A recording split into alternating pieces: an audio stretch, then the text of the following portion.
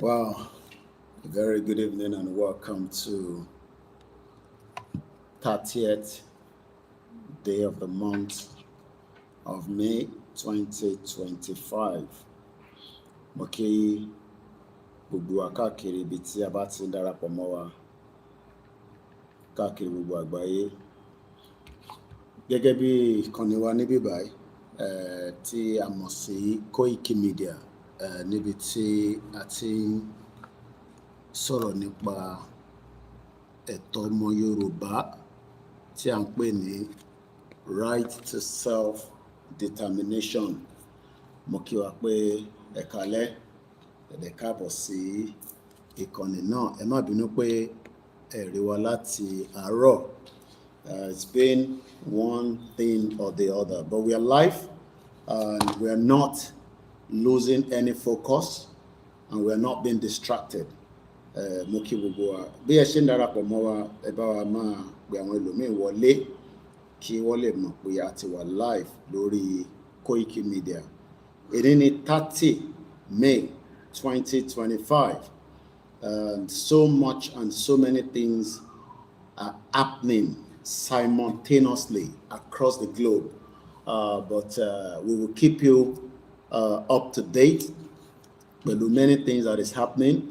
But the most important thing táwọn èèyàn máa ń béèrè ni pé ṣé ìrìn àjò Yorùbá nation ṣó ṣì wà alive? And I always say a journey of 1,000 miles has already started some 5 years ago, and we are doing very well, and we have no reason to be concerned or to be worried, as much as many people are always worried. I'm worried gan. Kí ló ń ṣẹlẹ̀ gan? All these are normal questions that human beings are meant to ask, but one thing is, we remain focused. And on that note, as we kickstart from this end, mo kí wa pé good evening and welcome as we kickstart on my evening broadcast. We've had enough rest, a lot of different engagements, and then we are back. I've been trying to come online lateral, but my hands have been very full, and I know many of you are waiting for all different updates, which is normal, but like I said, Babawa Professor Akitoye spoke to us yesterday on the Yoruba World Media. I was watching it as well, as many of you were also probably watching as well. And one thing Baba said is that we are still on the right track, and that means there is no cause for alarm. As long as nobody sees cause for alarm, it does not matter what you feel.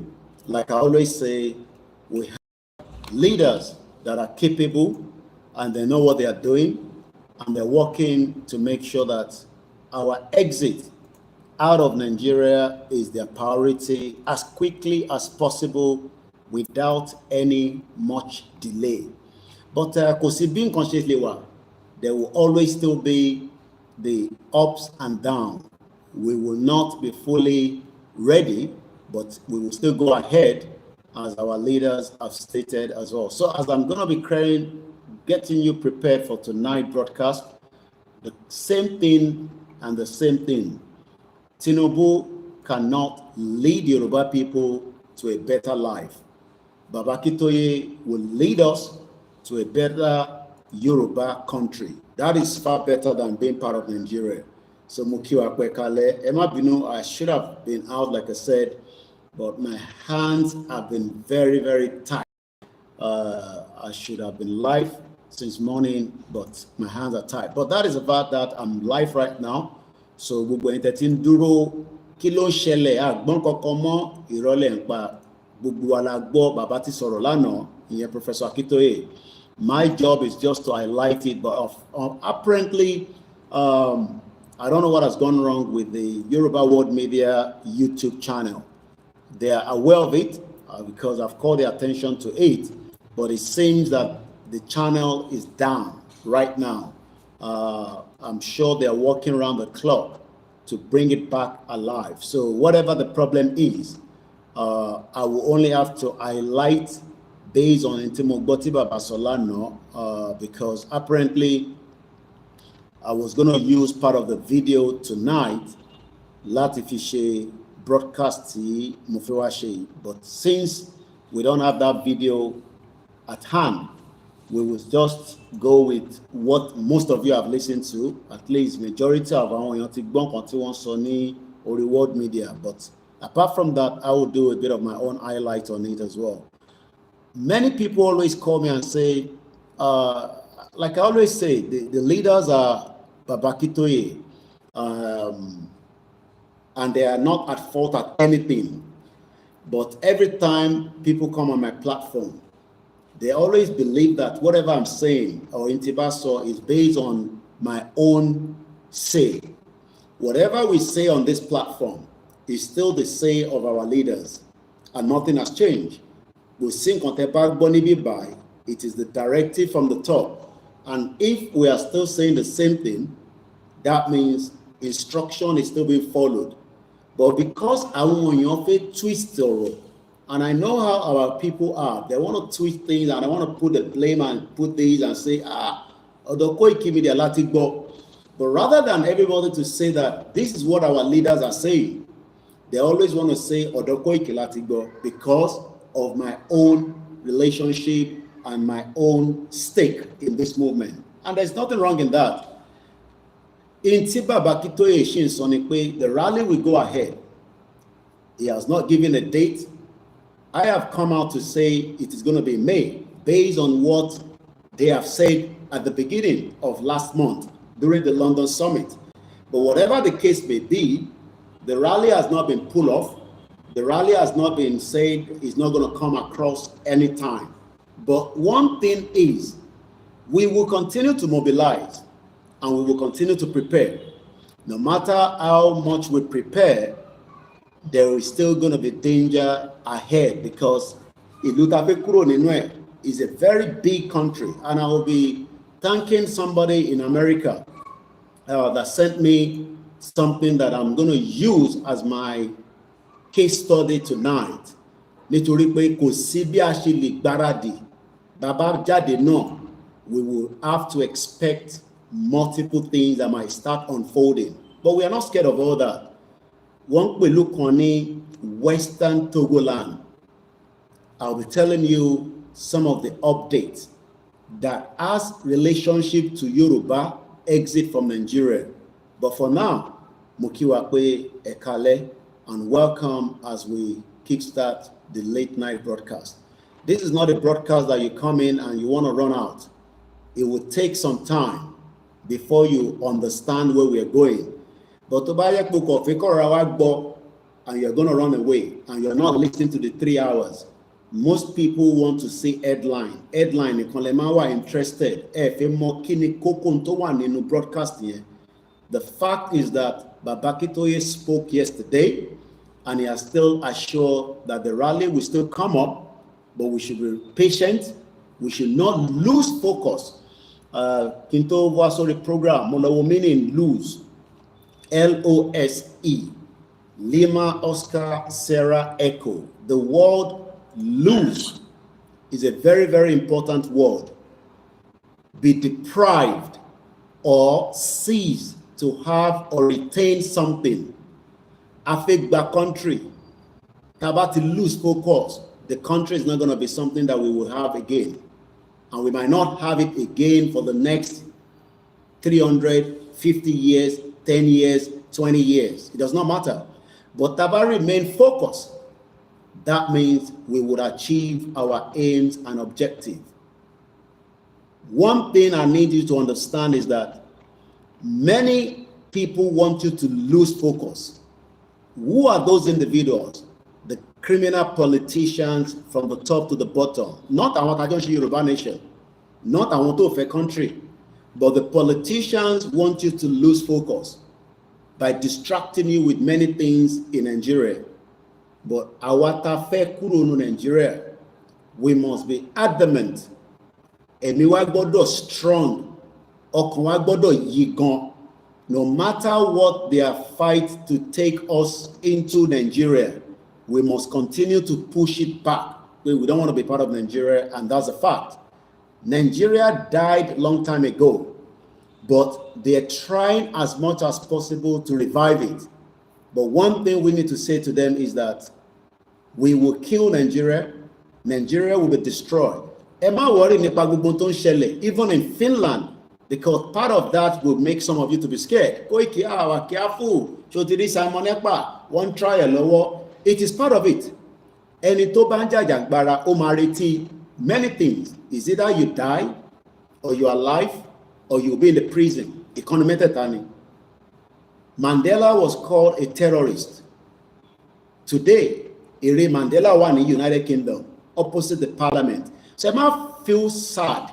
We are. What is Musa Monepa? What is Biwasi court? Simon Ekpa is not concerned, is not worried. He's focused. Nigeria will have to send representative to Finland, let alone defend our own. So I am bringing all this up because I know some of you will start sending messages to somebody like me. I don't want anybody to call me and distract me. I am not losing my focus. I am not returning back to London yet.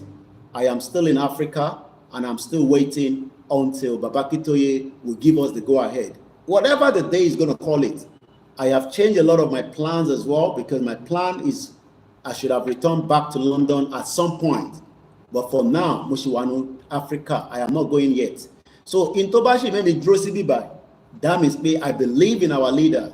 If you don't believe in Babakitoye, you have every right to go and trust Tinubu, because Tinubu is taking you nowhere. And as we start the program tonight,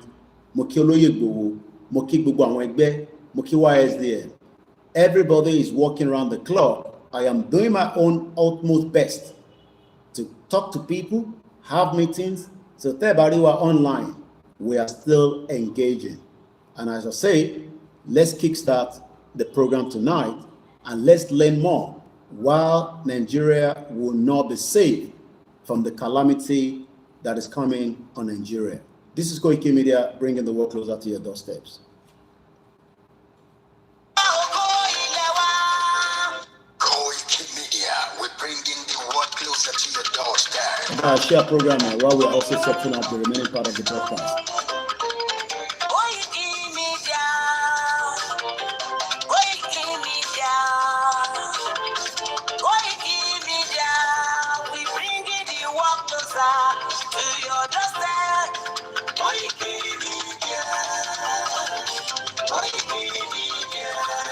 Mo kí ogun ẹ̀ńtẹ́ ìdarapọ̀ mọ́ ẹ̀ka lẹ́ẹ̀káàbọ̀ sórí ìkànnì wa. Mo kẹ́yìn obìnrin, mo kí ọkùnrin, mo kí ọmọdé, mo kí àgbàlagbà ní gbogbo ìpínlẹ̀. Ẹ bá a kún ètò yìí. Ẹ káàbọ̀ lẹ́ẹ̀kan sí i. Bí mo ti fẹ́ kí gbogbo ẹgbẹ́, mo kí Native Faith, mo kí Yonkan. Mo kí gbogbo bàbá wa, mo kí ìlànà ọmọ Oòduà. Mo kí gbogbo àwọn tó ti kú, kọ́lọ̀ foríjì wọn. Àwọn akakù láyé náà la máa gbà fún àwọn tí wọ́n ti kú.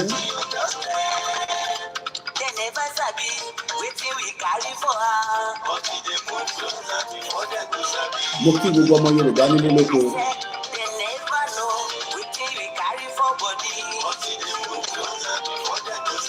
Kò sí ọ̀nà àbáyọ kankan, òun ni pé kólúkálukú dá dúró, òun ni ibi tó kù sí.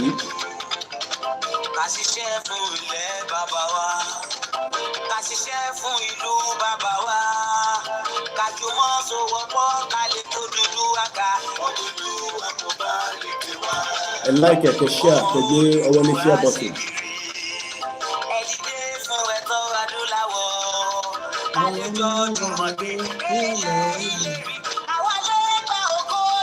Láàrin Babakitoye àti Tinubu ò lè gbé wa lọ anywhere.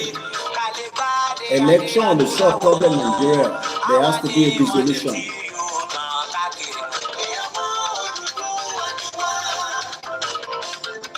Mo kí mo sí mi dáadáa, mo kí àwọn ọmọ Oòduà káàkiri gbogbo àgbáyé. Àkí Babakitoye. Ètò tó gbójú owó sí lọ́nà ní. A very good evening to those of you that are joining us on all the platforms. Our Mix LR is not live because this is a Mix LR. So in the go alone the mixer loud. We are very sorry. You will not be able to listen to us on the mixer loud. Owó ó ṣe pàtàkì àti sọ fáwọn èèyàn wa. You don't pay for the service, you are not going to get the service. So ẹ má bínú ẹ̀ tí ẹ̀ nígbà wà lórí mixer loud. Tabati lówó ni àti sanwó fún wọn. Since we don't have the money, we could not pay, and that means mixer loud is not live. But all other platforms are free and they are still live, even though pay are sanwó fún wọn.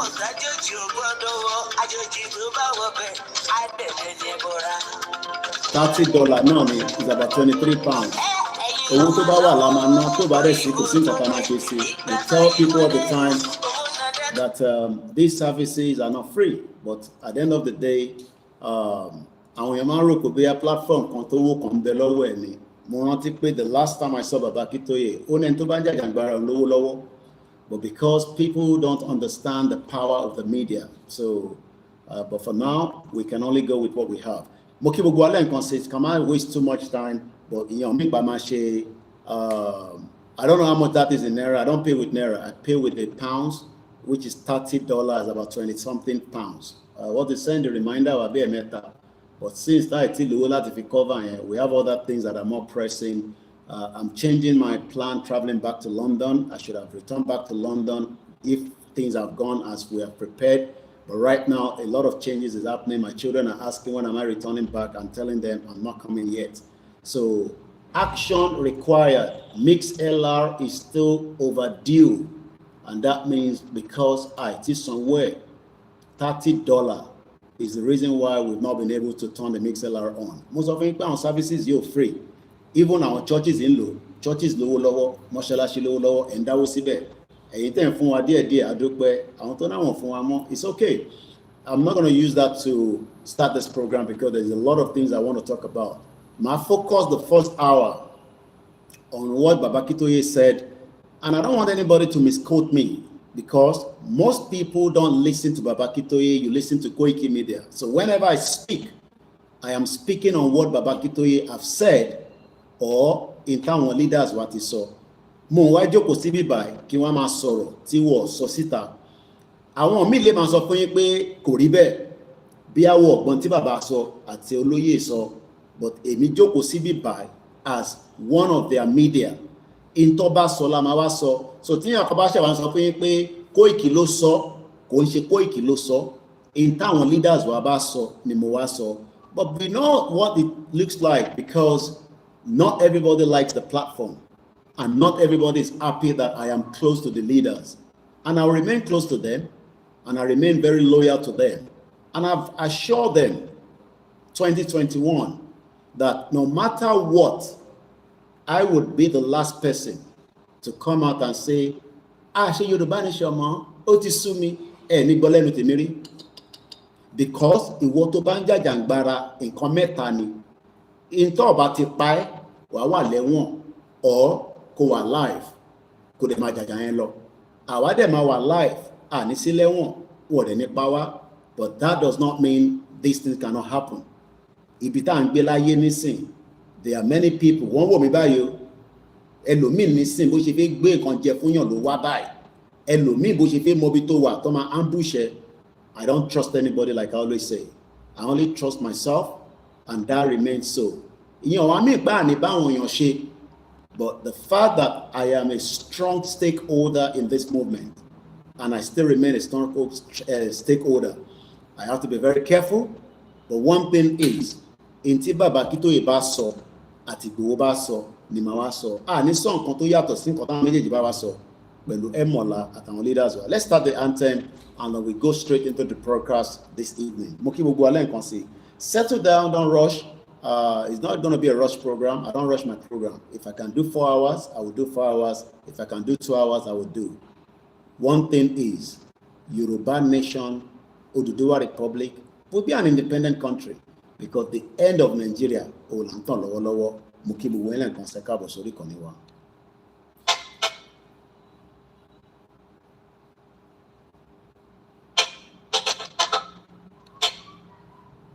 What's going on here? Ilé wa, orílẹ̀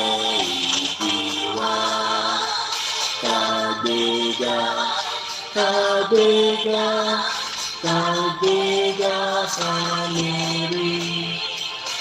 Ìgbàgbọ́ wa ni pé àti bẹ̀rù làbọ̀ mọ́.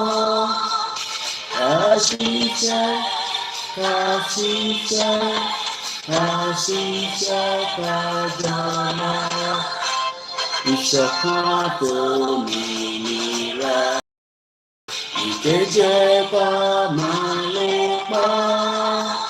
Tẹ̀síwájú ọ̀pọ̀ ire àtòhun tó dára. Ọmọ Olúwa dìde, bọ́ sí ipò ẹ̀tọ́ rẹ. Ìwọ ni ìmọ́lẹ̀ ògo adúláwọ̀. Àwa ni ìmọ́lẹ̀ ògo adúláwọ̀. I always try to check my TV. Torí ẹ̀yin tẹ́ ń wò lórí TV, tẹ́ wà lórí WD. So mo máa fi make sure pé camera yẹn wà set properly. Ẹ má worry nípa yẹn, bàbá mi báńkì, you know, I'm sure by now, even if tó bá sọ fún yàn yẹn máa mọ̀ yẹn. Let's remain focused and let's not lose our mind. Mo kí wa pẹ́ kálẹ̀. Muki Momsimi, I've cited her and I've also cited my in-laws. Mukiao Yaomi, Mukiao Modua.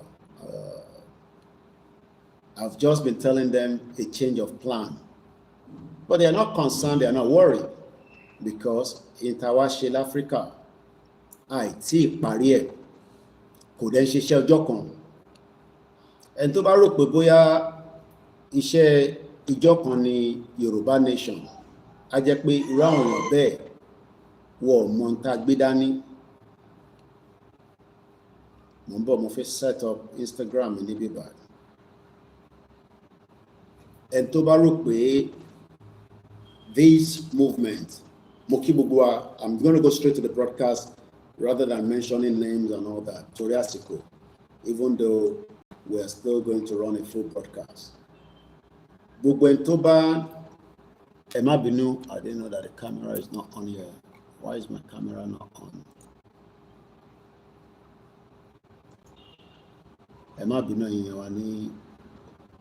Integrated. Something else over.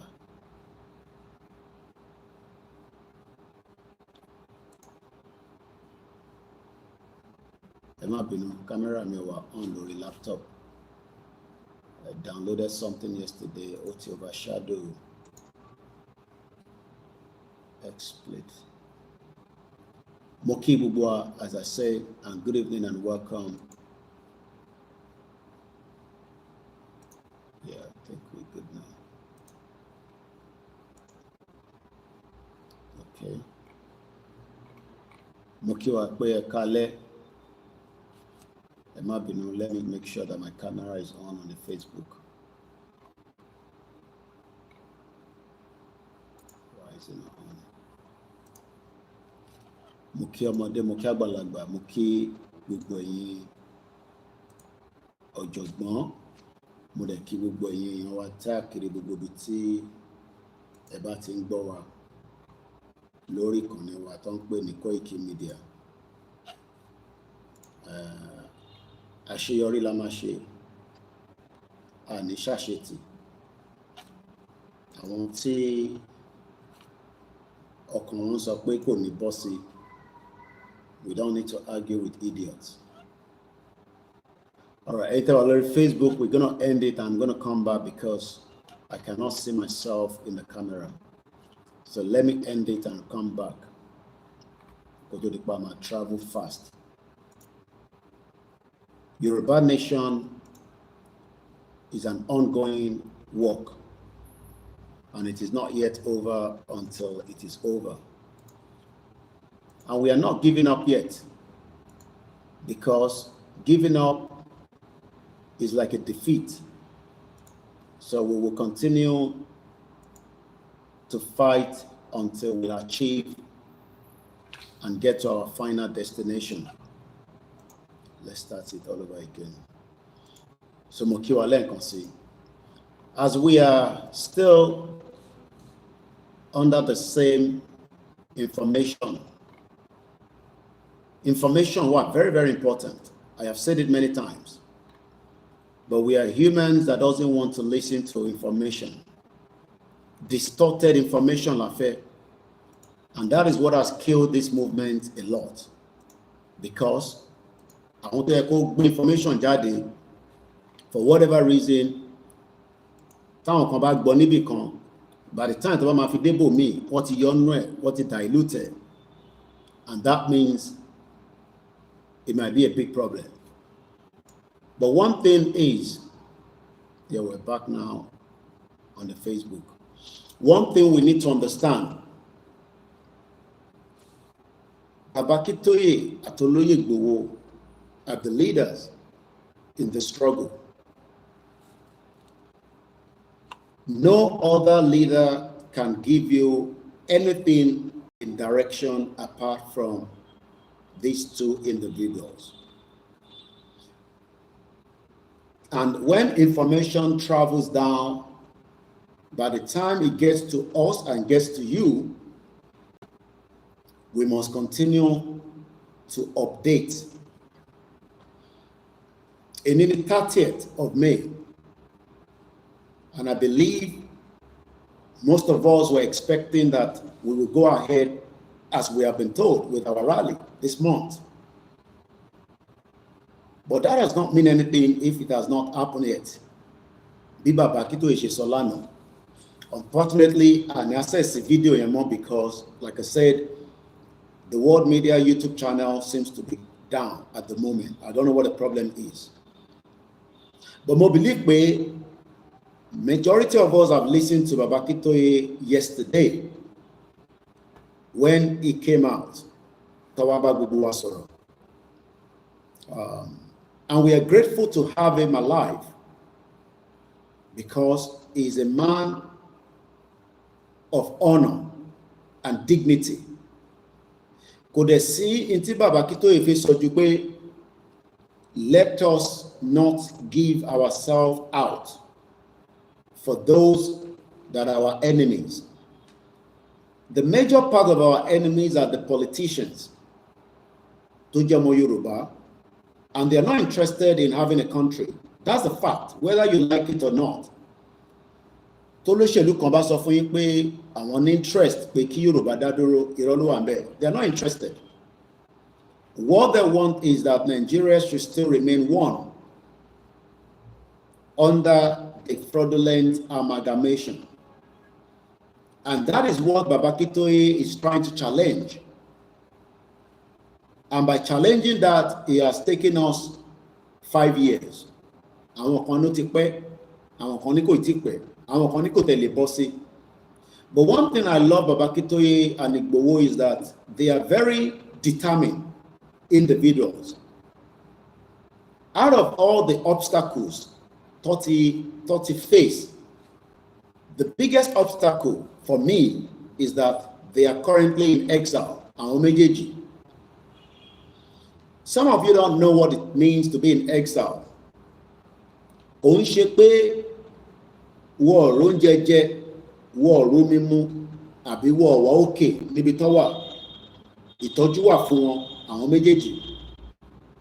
the fact that they are still in exile, when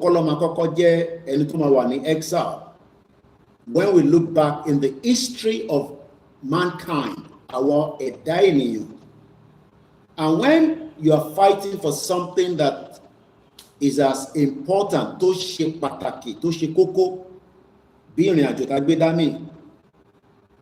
are likely to be in exile at some point. That's Toba Jekwe Warrior Power. So going back to a session, doubt boya Babakitoye Montonso, or boya by the time Babakitoye send message sita, awakawa deliver message in Montanso. Baba Jade Lano, láti wá clarify ọ̀rọ̀ yẹn again. àwọn tí jáde wá sọ pé a ṣe Yorùbá nation mọ́. That is number one thing that we must hold very well. Bó bá jẹ́ kí bàbá ti jáde pé a ṣe Yorùbá nation mọ́ o, kólúkálukú máa lọ́lé ẹ̀, then we can start questioning the man and say maybe he has dementia. Ọlọ́run tí ṣe bàbá tiwa bẹ́ẹ̀. Bàbá yóò ní dementia and there is nothing wrong with it. Kéèyàn tó lè dé stage tí bàbá Akíntóyè dé lálẹ́ tó ń pè ní 90 years old, kò ń ṣe age kékeré, age tí ó jẹ́ pé ó need a lot of support. Àìmọye àwọn tó bàbá tó jẹ́ pé wọ́n ti weak even in their age. So for the fact that Ọlọ́run ṣì bá wa lọ́rọ̀ ẹ̀mí bàbá yẹn, ká dúpẹ́ fún Ọlọ́run àtàwọn tó nílẹ̀ Yorùbá pé a ṣe lẹ́ni tí a lè máa point tí Tinubu bá rí gbogbo àwa báyìí nísìn tó bá tẹ̀ ní kankan tó fẹ́ ṣe fún wa bí ìkà tó bá ṣì wo ti bàbá Akíntóyè bóyá ó kọ̀ lè wò ó pé the age of the man, ẹ má bínú àpò Yorùbá mi is not very good as many people ọjọ́ orí bàbá yẹn, but Tinubu lè má tẹ̀wọ́ ọjọ́ orí bàbá yẹn and might probably say he doesn't give a toss. Bàbá wà confused, mo rẹ̀ fẹ́ káwa náà wà confused. Bàbá ti wo the pros and the cons of báwo la ṣe máa gba country wa before he got involved into this Yoruba nation movement. Pẹ̀lú àwọn tọ́jọ́ bẹ̀rẹ̀ as cabinet, some of them decided that ọ̀nà tí bàbá yìí fẹ́ gbà kò lè work. Àwọn kan wà wọ́n expect pé the reactions of people, àwọn wo ni people, the indigenous people, àwa ìran ọmọ aládé, àwa ọmọ Oòduà, tá à ń pera wa lọ́mọ Yorùbá. And I don't want us to be confused. Pẹ̀lú ọ̀rọ̀ Ọ̀yọ́ kan ní Yorùbá, Ilé Ifẹ̀ kan ní kíní. All that is a confusion because, like I said, bàbá yìí ti kọ̀wé kó tó bí púpọ̀ nù wa. My birthday is tomorrow, which is May 31st. It's not the reason why I'm sitting here. Bàbá ti ń kọ̀wé kó tó bí mi ní 1978. Bàbá ti ń draft pé Yoruba people as far back as 1977. Ìwé náà ló padà wá jáde tí èmi wá gbé dání. Wọ́n ì tí bí mi. So ìwọ tí o wá ń disrespect pé bàbá yìí ò mọ tó ń sọ by giving yourself headache pé bàbá tó wá ń sọ pé rally tó jẹ́ kó wáyé kò tí wáyé. Bàbá yẹn ò mọ tó ń sọ. Bàbá mọ tó ń sọ. Bàbá kó tó di pé ó wà involved nínú pé ó change mind ẹ̀ pé Nigeria ò lè work. Ó ti wo gbogbo pros and the cons of Nigeria pé ìlú táwọn fẹ́ jẹ́ kó work ní ìgbà táwọn wà ní Second Republic, because Baba was a politician. He was a senator before in Nigeria in the Second Republic. And the fact that politics don't ṣe nígbà yẹn, politics to work and make the country to progress, òun ló gbé dání. But àwọn tó don't ṣe politics yẹn níjọ́ náà long tó ń pè ní the North, àwọn ò ṣe anything to make Nigeria to go progression. They were literally doing the opposite. Òun ni kò ṣe ní impact lẹ́nìí. Impact tí kò bá mú jáde, it would have been the Black Africa or whatever they're calling it. But later, kò ṣe báwọn bàbá yìí náà mọ̀ pé Nigeria kọ́ ní Nigeria, it is a Yoruba land. But they were hoping that they can push it forward to achieve something out of it. Pẹ̀lú àwọn bàbá Awólọ́wọ̀, even àwọn Biafra, I've watched a lot of their comment on Baba Awólọ́wọ̀, especially during the Biafra war, because I want to celebrate the Biafra Day lẹ́ni in terms of their fallen heroes.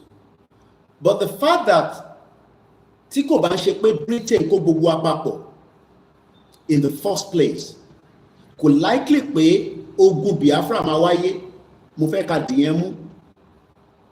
Kò likely pé a máa ní any relationship ju pé a kò máa gbọ́ pé ìlú kan bẹ níbẹ̀ yẹn tó bá wá wùn wá la máa lọ síbẹ̀ táwọn bá fẹ́ wá sọ́dọ̀ tiwa ó máa ní reason tó ṣe fẹ́ wá bóyá torí pé a wà well civilized àbí wọ́n rí kankan tó fẹ́ lò lọ́dọ̀ wa lọ́ ṣe máa wá sọ́dọ̀ wa. So we can continue to put the blame on this and that, but the major blame is Britain. Britain gangan ló dá gbogbo yánpọnyánrin yìí sílẹ̀ ta fi wà ní situation ta tún wà lénìí. Àwa ní bàbá kan tó ń pè rẹ̀ ní Professor Akintoye tó wá ń sọ fún wa nísìnyí pé after looking at Nigeria and coming to the age táwọn wọ́n dé lénìí at 90 kí gbogbo ọmọ Yorùbá lọ múra sílẹ̀ pé a fi gbára wa sílẹ̀ àdèmá láti gbára wa sílẹ̀ ọ̀nà tá a máa fi gbára wa sílẹ̀ bàbá àgbàlagbà ní bàbá ò ní fi gbogbo ẹnu bá wa sọ̀rọ̀ tán bàbá máa lo òwe wọ́n ní ìyẹn máa lo a máa fi ìlú Yorùbá ló máa fi ìlú a máa fi control ẹni tó ń lead orin yẹn táwọn olórin bá wà lórí stage tó ní gàngán bá ń lu gàngán yẹn á change dynamic yẹn pẹ̀lú ẹni tó ń kọrin gangan pé eléèlú ẹ kó ké nísìn ike tí bàbá ń ké fún wa pé wọ́n sunkún pé ilẹ̀ Yorùbá ti wà in damage àwọn olóṣèlú dẹ̀ fi accepted wọ́n sì fẹ́ insist pé it is either their own way or nobody's way. Now bàbá wa sọ fún wa pé it is gonna be our own way. Báwo ló ṣe máa jẹ́ way tiwa? Òun ni pé we will forge ahead and have an independent country. But many people are asking how? Ọ̀nà wo lẹ máa gbà bàbá Akíntóyè? Kí ló máa ṣe tí Yorùbá country máa fi di reality tó ń ṣe ta kan sọ lórí social media báyìí? Bàbá kickstart by assembling, putting people together, and we were taken down to the UNPO láti lọ register. UNPO kì í ṣe United Nations. UNPO is a different organization, an independent organization tó yàtọ̀ sí United Nations.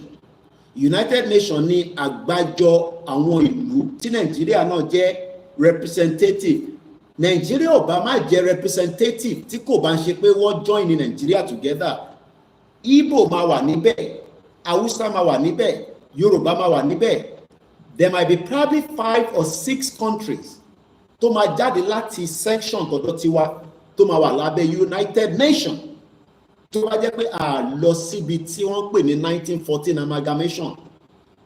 A ní Odùduwà Republic or either Yorùbá Nation or Yorùbá Kingdom. A ní Biafra, a ní Hausa Kingdom, a ní Ìjọ. These 6 would have been represented in the United Nations. Ìyẹn la máa wá work on. Whether this country are now perfect or not, ìyẹn ò ṣe problem anybody. Olúkálùkù ló máa mọ bó ṣe fẹ́ develop agbègbè ẹ̀. But since the Britain ti tọwọ́ bọ ti tọ̀dọ̀ tiwa, òun ló ṣe ló ń represent gbogbo wa as one entity tó ń pè ní Nàìjíríà. Tí a fi register Nàìjíríà sí United Nations as a member, because tá bá lọ wo ìgbà wo ni Nàìjíríà di member of this same United Nations. Tá bá lọ bèrè pé nígbà wo gan ni Nàìjíríà di member of the United Nations. Nigeria, the Federal Republic of Nigeria, is a member of the United Nations. It was officially admitted ní October 7, 1960. October 1st, 1960, like by independence. Tí kò ṣe original independence, because independence here was something that was forced on everybody and push it to the United Nations. Tó bá jẹ́ pé Britain ò kó gbogbo wa papọ̀ ní 1914, we would be talking about Yorùbá ti wà nínú United Nations even before 1960, because àti exist. But tá bá lọ wo ìgbà wo gangan ni wọ́n dá United Nations sílẹ̀. When was United Nations itself, the body?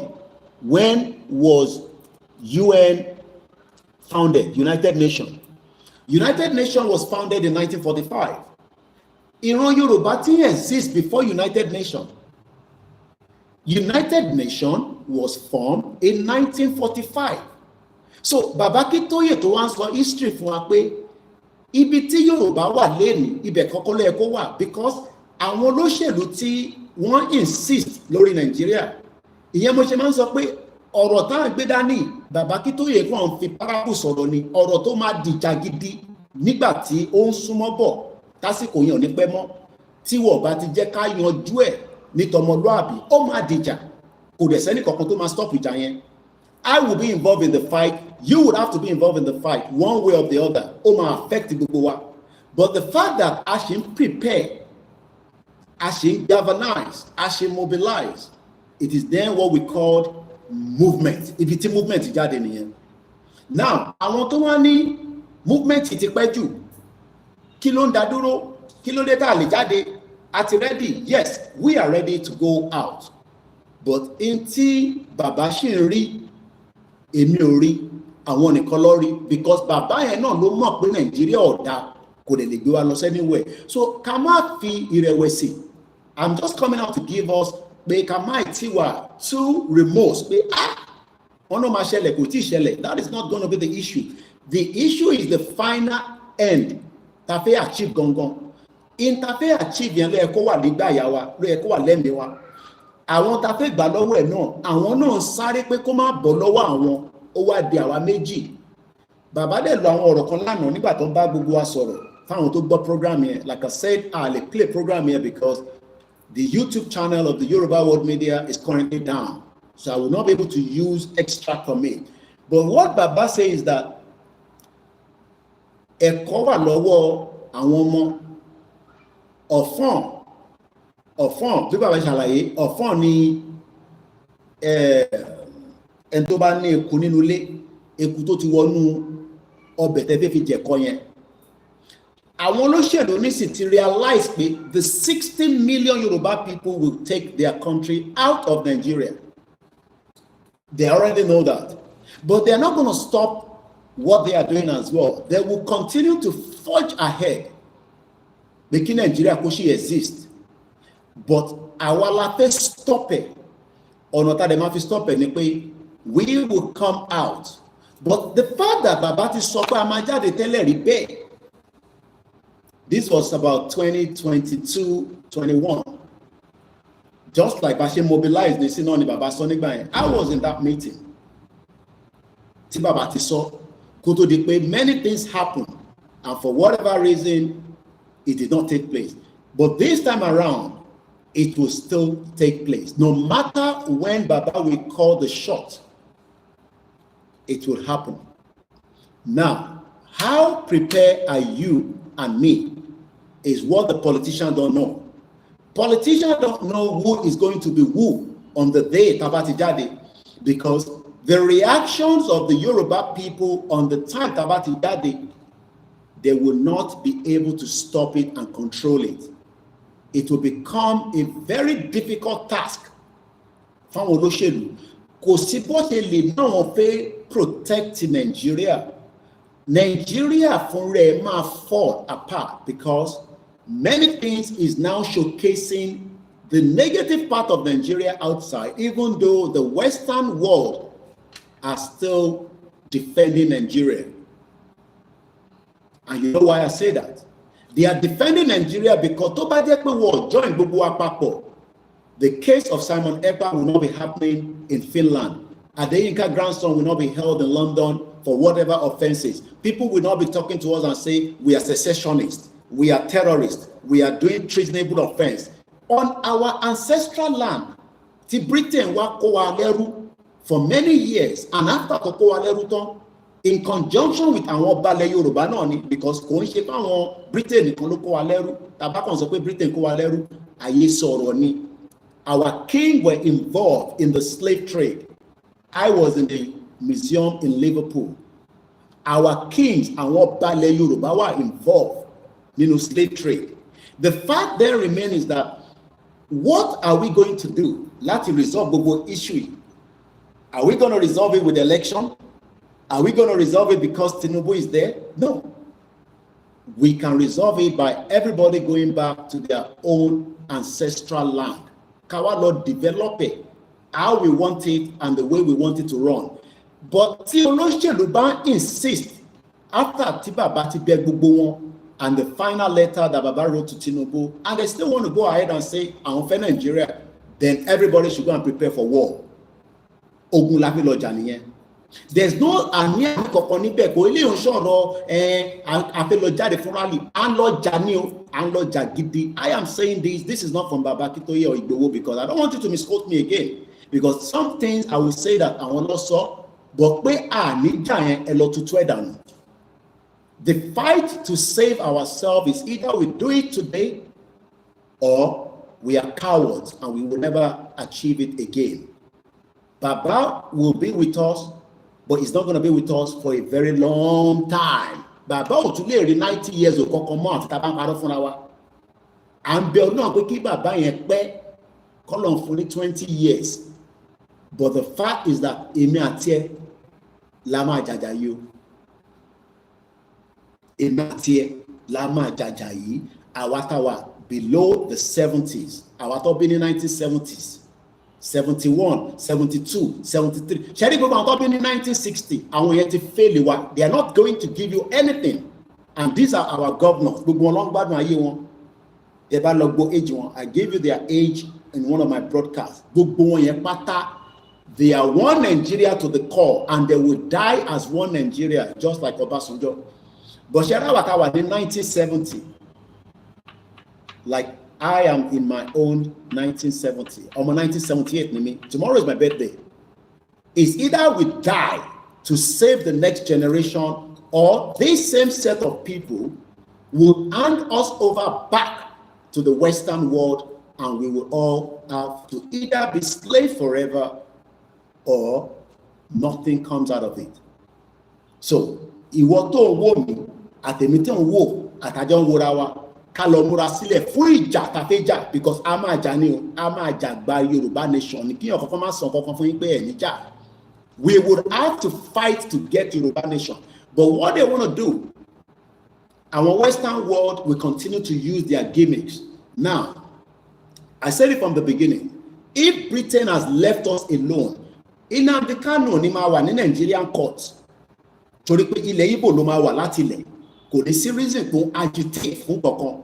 Simon Ekpa ní reason láti fi agitate fún kankan, just like báwa náà ṣe agitate pé a fẹ́ gba country wa. Nobody will be agitating for anything. The reason tá ṣe agitate ni pé for 200 years of the British Empire, wọ́n change oríṣiríṣi nǹkan.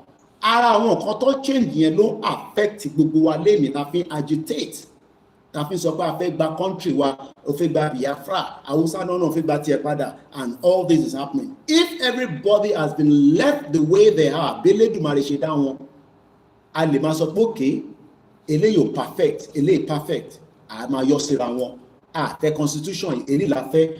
Níwà under the same bracket, táwa ń mí síra wa nímú, tó wá ń di issue mọ́ wa lọ́wọ́.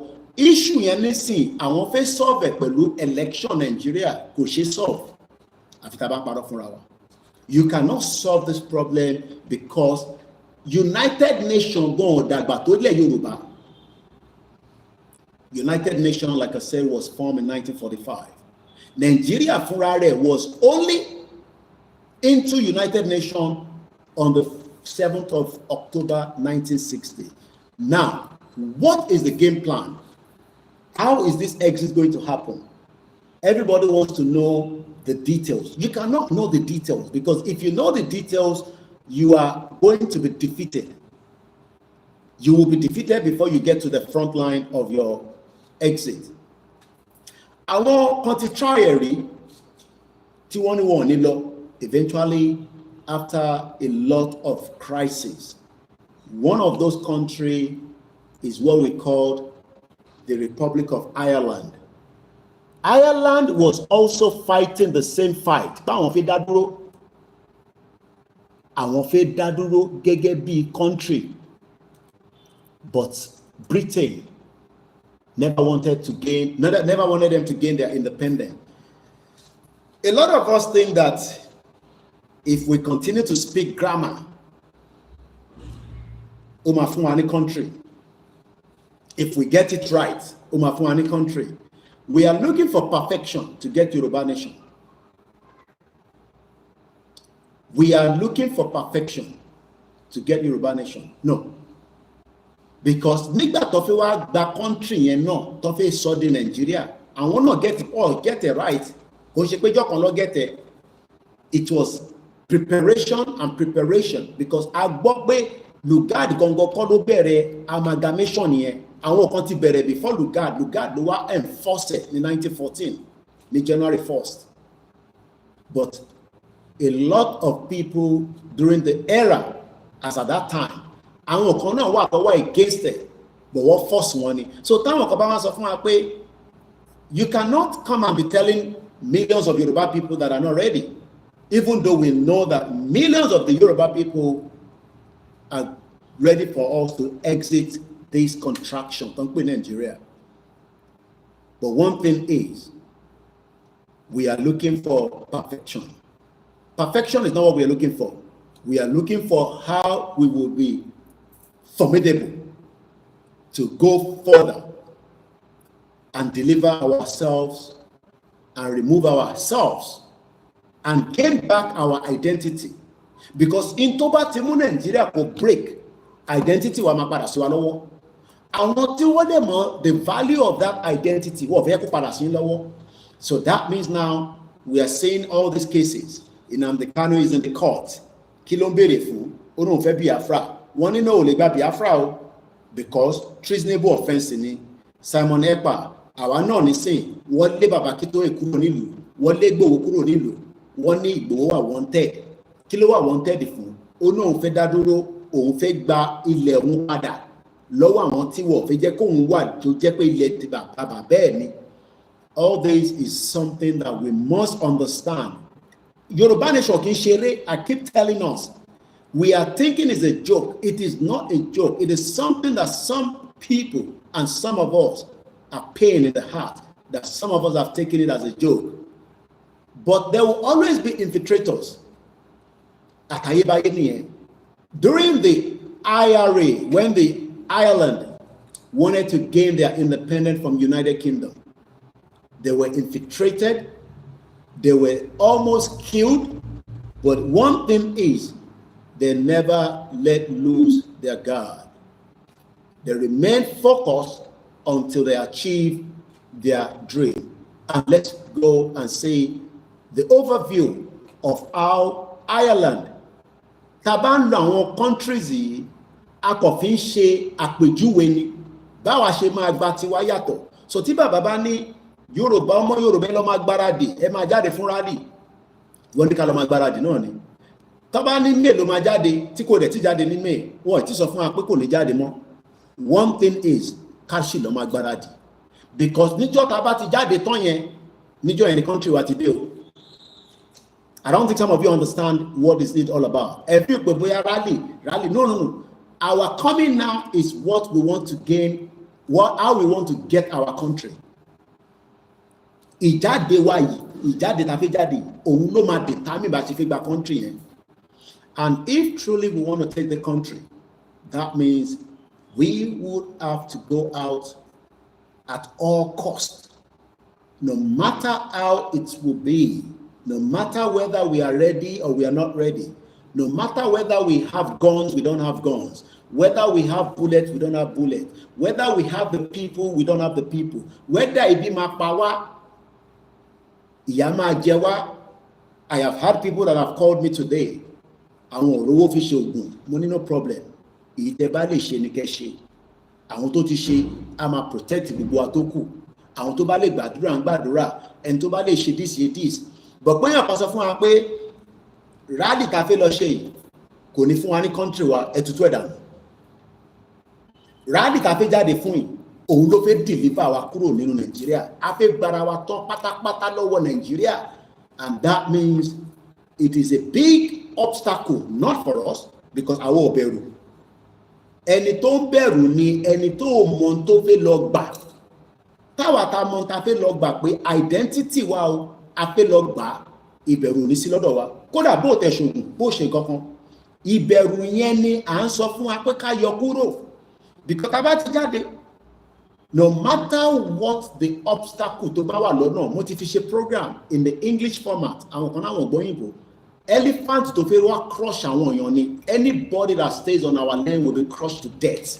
Kò sí àní kankan níbẹ̀, but don't let anybody start telling you that ṣe ti gbọ́, ṣe rí kéèsì Simon Ekpa tó ń ṣe lọ́wọ́lọ́wọ́, wọ́n ti charge for terrorism, ṣe ti rí kéèsì DC, tẹ́ ẹ bá careful, tẹ́ ẹ bá tẹ̀lé wọn, àìtí fẹ́ gba country nìyẹn.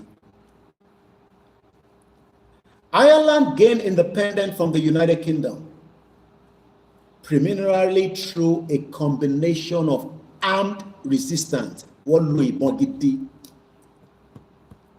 There was a lot of armed resistance.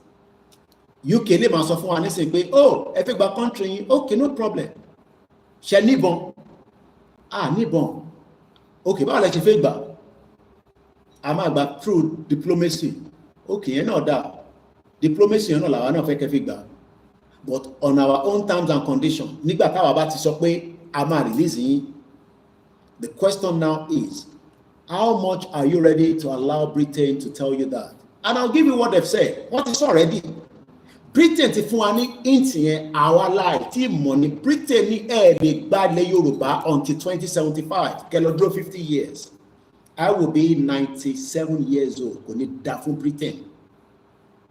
Kò ní dá fún gbogbo tó ń pè ní àwọn empire wọn tó ń sọ fún wa pé ká lọ dúró de 2075. You will be 97, I will be 97. Tó bá dé kó bí ẹni 1978 bí èmi náà. Tó bá dé bí ẹni below that, you will be 98. The question is, ìwọ tó bí ní 1980, tó bí ní 1990, you are almost the same bracket, tó bí ní 2000.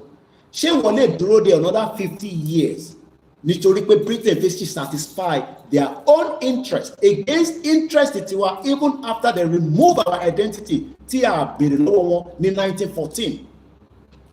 This is the reason why we are going to have to defend ourselves to remove Nigeria from our territory. Big task, like Bedani. No matter how we are prepared, we must still continue to prepare and prepare. That is the final call. And Baba said it yesterday on the 29th of May, that Yoruba Nation Rally has not been called off. And what they call it off. All they are saying is that they are still going to come out again and tell us when we are coming out. So what was that? But May last year, when we said May, is exactly what they told us. But for now, Baba said he will come back out again and address us again because pressure one more. Koikimedia kan ló sọ pé May ni, àwọn tó kù sọ pé May ni. It is all lies. I will leave some areas for today for Jola because I don't want us to lose focus. But I have told you that there have been many pressure that have been out there in the last 3 weeks. Pressure, but that is not where I don't want to stand on tonight. My stand is that I'm going with my leader because the love that we have for them and we trust them. If you have the same love and you trust them, all you need to do is just continue to mobilize and prepare your mind to exit this nonsense country to create power. Britain, you are create a country. Created because Britain was created for. All we are asking for now is there is still room. Dialogue. But the fact that expect dialogue, there is still that little time frame, but I want to share unique fuck off. That is the right word they're telling you. Fuck off. This is why we are telling them that it's either you die because even after we have given all this exposition about Nigeria. Because Everybody knows that Nigeria was put together in 1914. Wọ́n lè má mọ ìdí, wọ́n lè má mọ reason. But the fact that àwọn bàbá kan ti sọ fún àwọn ọmọ wọn tẹ́lẹ̀ rí pé nǹkan báyìí là ń jẹ́ tẹ́lẹ̀, gbogbo palaces ló mọ̀ yẹn. Tẹ́ ẹ̀ bá àwọn tó bá gbọ́ ẹni kọ́ lọ bá wọn bá wọn. Kọ́ lọ bá gbogbo àwọn ọba tó wà ní àdúgbò wọn nílé ní state wọn. Káwọn ọba wọn sọ fún wọn. Kébì ìbàdàn ló ń pè ní Nàìjíríà tẹ́lẹ̀, ọdún wo ló bẹ̀rẹ̀ sí pè ní Nàìjíríà? Ọba tó bá ti mọ̀ kó tó yọba yẹn kúrò lórí oyè. Because ọba gbọ́dọ̀ mọ tó ń jọba lé lórí, kò ń ṣe Nàìjíríà ló ń jọba lé lórí ní before 1914. Ilẹ̀ Yorùbá ló ń pè bẹ̀ yẹn, ilẹ̀ Oòduà ló ń pè bẹ̀ yẹn, and they cannot continue to deceive us after we have given all these reasons that ìdí tá a ṣe fẹ́ jáde kúrò ní Nàìjíríà wọ́n kò ń ṣe torí Fúlàní. I keep telling you, tẹ́ bá ń sọ pé Fúlàní wà ní gbóyin lẹ́sẹ̀ fẹ́ gba Yorùbá nation, you are bloody wasting your time. Our identity that has been stolen láti fẹ́ kúrò ní Nàìjíríà. Àkọ́kọ́ gbọ́dọ̀ gba tá bá gba identity wa, àmọ́ who is tó wà nígbó wa, àmọ́ ẹni tó ń gbé láàrin wa, àmọ́ Ìgbò tó náà fẹ́ máa dà lóru tó fẹ́ wá show fake ogun, àmọ́ ọmọ Yorùbá tó ń jalè láàrin wa, àmọ́ tá máa ṣe fún. But tá bá ṣe rí nípa fẹ́ wà nínú Nàìjíríà, afẹ́ kúrò ní Nàìjíríà torí pé Fúlàní àìtí mọ̀ tá fẹ́ nìyẹn. Let's go back and see how Ireland gained their independence from the United Kingdom. Mo kí gbogbo alẹ́ nǹkan, say very good evening. Ireland gained the independence from the United Kingdom preliminarily through a combination of armed resistance. Britain mọ̀ pé ìbọn làwọn Ireland fi bá wọn jà àti oríṣiríṣi àdólóró tó ń pè ní bomb. There was also political maneuvering and negotiation. I said it during my broadcast yesterday. Ìtí mo ṣe lánàá. A journalist was asking a stupid question from the United States government, Donald Trump. Donald Trump wá ní torí ẹ̀ bá pé torí orí ò pé ni torí ẹ̀ bá pé wàá mọ̀ pé America ti dẹ́ kóhun tó dé bíbá 6 months nǹkan kan ṣẹlẹ̀ òun wá lọ gba $14 trillion investment wá sínú America ó wá ń lé òun pé òun gbé tariff lọ sókè òun gbé wá sílẹ̀. The question is, are we still going to negotiate? Yes, there is still room for negotiation. No matter how we are feast, tell me wá pé a máa lọ dàrú ni, there must be room for negotiation. Is there ongoing negotiation right now? The answer is no. Gbogbo ẹni mo fi bá yín sọ, kò sí negotiation láàrin bàbá wa àti federal government, even though wọ́n ti kọ lẹ́tà sí Tinubu. That means pé Tinubu is still adamant, even whether he cares about his health, he will survive before 2027, he will die before 2027, he will be alive till 2031. He doesn't give a fuck about any one of that. Emma Binu, if I'm using this word, that is the way you can understand it. Tinubu doesn't give a monkey about you and me. Tinubu is more concerned about how he can bring himself back to power in 2027, and we will have to challenge that. Because Tinubu kọ́ lórí ilẹ̀ Yorùbá.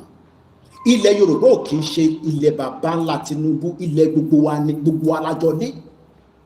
Kọ́ tètè lọ sọ fún Tinubu bẹ́ẹ̀ ìwọ nìkan kọ́ lórí ilẹ̀ Yorùbá. Tó bá dẹ̀ rò pé òun máa wá lo Nigerian force lé wa lórí, things will have to be destroyed and himself will have to run away from Nigeria, because ìyẹn ni bàbá kí tó èṣù sọ fún pé ṣó rántí? It has been like that before. Tó bá gbàgbé, let me remind Tinubu again in the letter that our leader, Professor Akitoye, addressed him about why he needs now to negotiate before it is too late. Tí Tinubu bá ní orí òun sọ ọmọ àlè lòun òun mu drug òun ò fi gbọ́n kan tá à ń sọ, á jẹ́ pé àwa àti Tinubu àjọ máa kó sínú ṣòkòtò kan náà, Nàìjíríà rẹ̀ ní ẹ̀ system ẹni mi ni mo sọ bẹ́ẹ̀. Tí Tinubu bá rò pé bóyá torí òun ní Nigerian military lọ́wọ́ àbó òun ní Nigerian security lọ́wọ́, ó kọjá bẹ́ẹ̀, kò ń sọ̀rọ̀ security lélẹ̀. Ilẹ̀ Yorùbá ló ń pè bẹ̀ yẹn, kò ń ṣe ilẹ̀ Tinubu nìkan. And this is why even during the IRA, which are the Ireland, nígbà tó fi gbara wọn kúrò, even though pé wọ́n ní ìbọn tó pọ̀ lọ́wọ́ tó fi ń jà pẹ̀lú Britain, wọ́n ṣe negotiate. But one thing is, we can still negotiate only if the politicians want a negotiation between us and them. My question then is, do you Tinubu fi negotiate? As I speak in the 30th of May 2025, I go méjìlá fi lọ at my own zone, time zone. Tinubu is still ready to negotiate for Yoruba to exit. And this is how Baba Akintoye addressed him at the second part of his letter. And it goes like this. Your Excellency, in your exalted position as President of Nigeria and a major factor in today's international order, you know very well that self-determination is a right, an inalienable right. Tinubu kì í ṣe Buhari. Tinubu gbé ní UK, ó gbé l'Amẹ́ríkà, ó kàwé, ó nímọ̀. Kò lè sọ pé òun mọ̀ tán pè ní self-determination. Kò dẹ̀ lè sọ pé òun mọ̀ pé ilẹ̀ Yorùbá ti exist before Nigeria, because gbogbo wọn lè máa pretend báwọn wọ́n mọ̀. Kò ṣe báwa la ṣe máa sọ fún Tinubu. Tinubu wà aware, but Tinubu is also using Nigeria not to enrich himself, to save the agenda of Britain for 2075.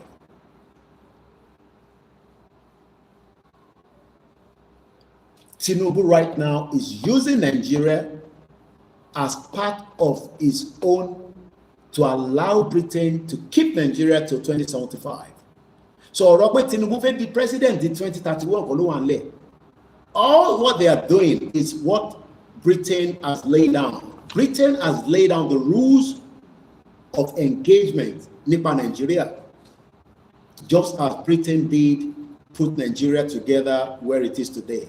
So Kosendobe, the president, only change the rules of engagement. You will be the president, and you will leave that position, and you will vacate it. That is the arrangement to one elect. It has been like that ever since from Obasanjo, ever since from 1960. The rules of engagement in Nigeria, anybody that will control Nigeria will take the order. Baba Akintoye ṣe lo that word. Let's take it back again. International order. Your Excellency,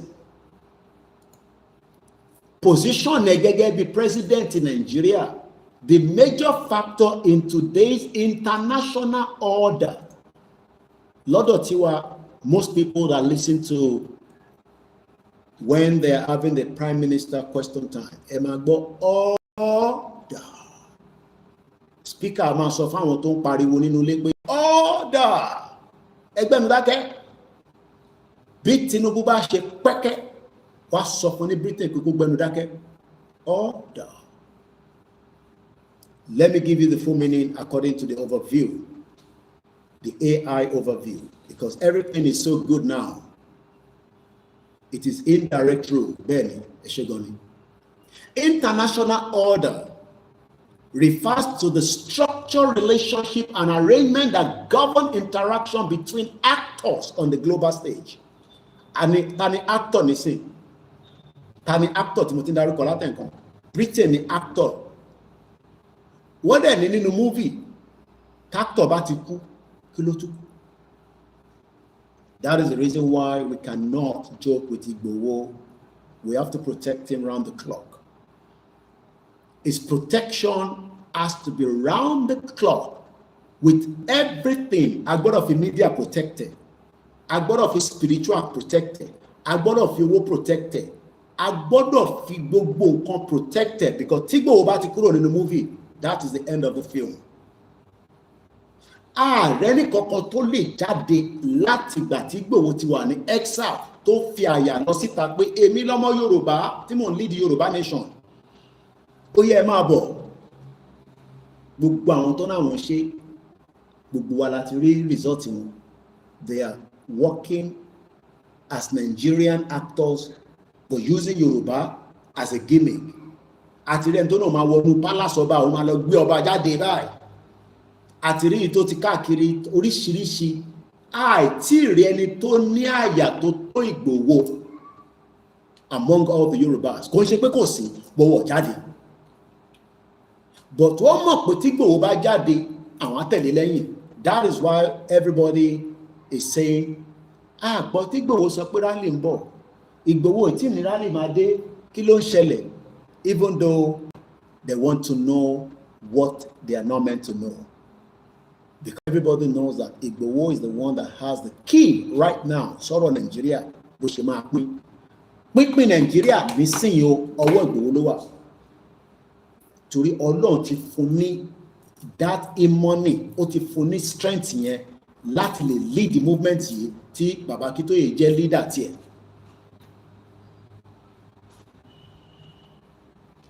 Let's go back. International order. International order refers to the structure, relationship, and arrangement that govern interaction between actors on the global stage, including states like Nigeria, international organizations, and the non-actors. It encompasses the rules and the norms and the institutions that aim to establish a system of predictability and stability in international relations. Kí ni wọ́n try láti sọ bẹ́ẹ̀ ni pé now púpọ̀ ní ẹfẹ́ Yorùbá nation, but ẹni tá a fẹ́ bá sọ̀rọ̀ tó ń pè ní Tinubu tí bàbá ń kọ lẹ́tà sí, international order ló follow. Àwa la fẹ́ break international order yẹn because àwa ò follow Britain, àwa tá wà lábẹ́ Bàbá Akíntóyè.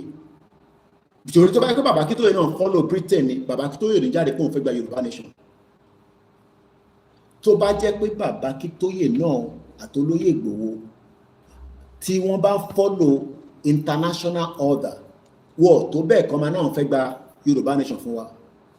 Now, all the politicians are following the same protocol by using Nigeria that is not in existence before 1914. Because the rules of engagement ni pé everybody tó bá ń ṣe pé Nigeria ló ń ṣe tó fi represent Nigerians, ó lè dá ṣe fún rẹ̀, ó máa gba order ni.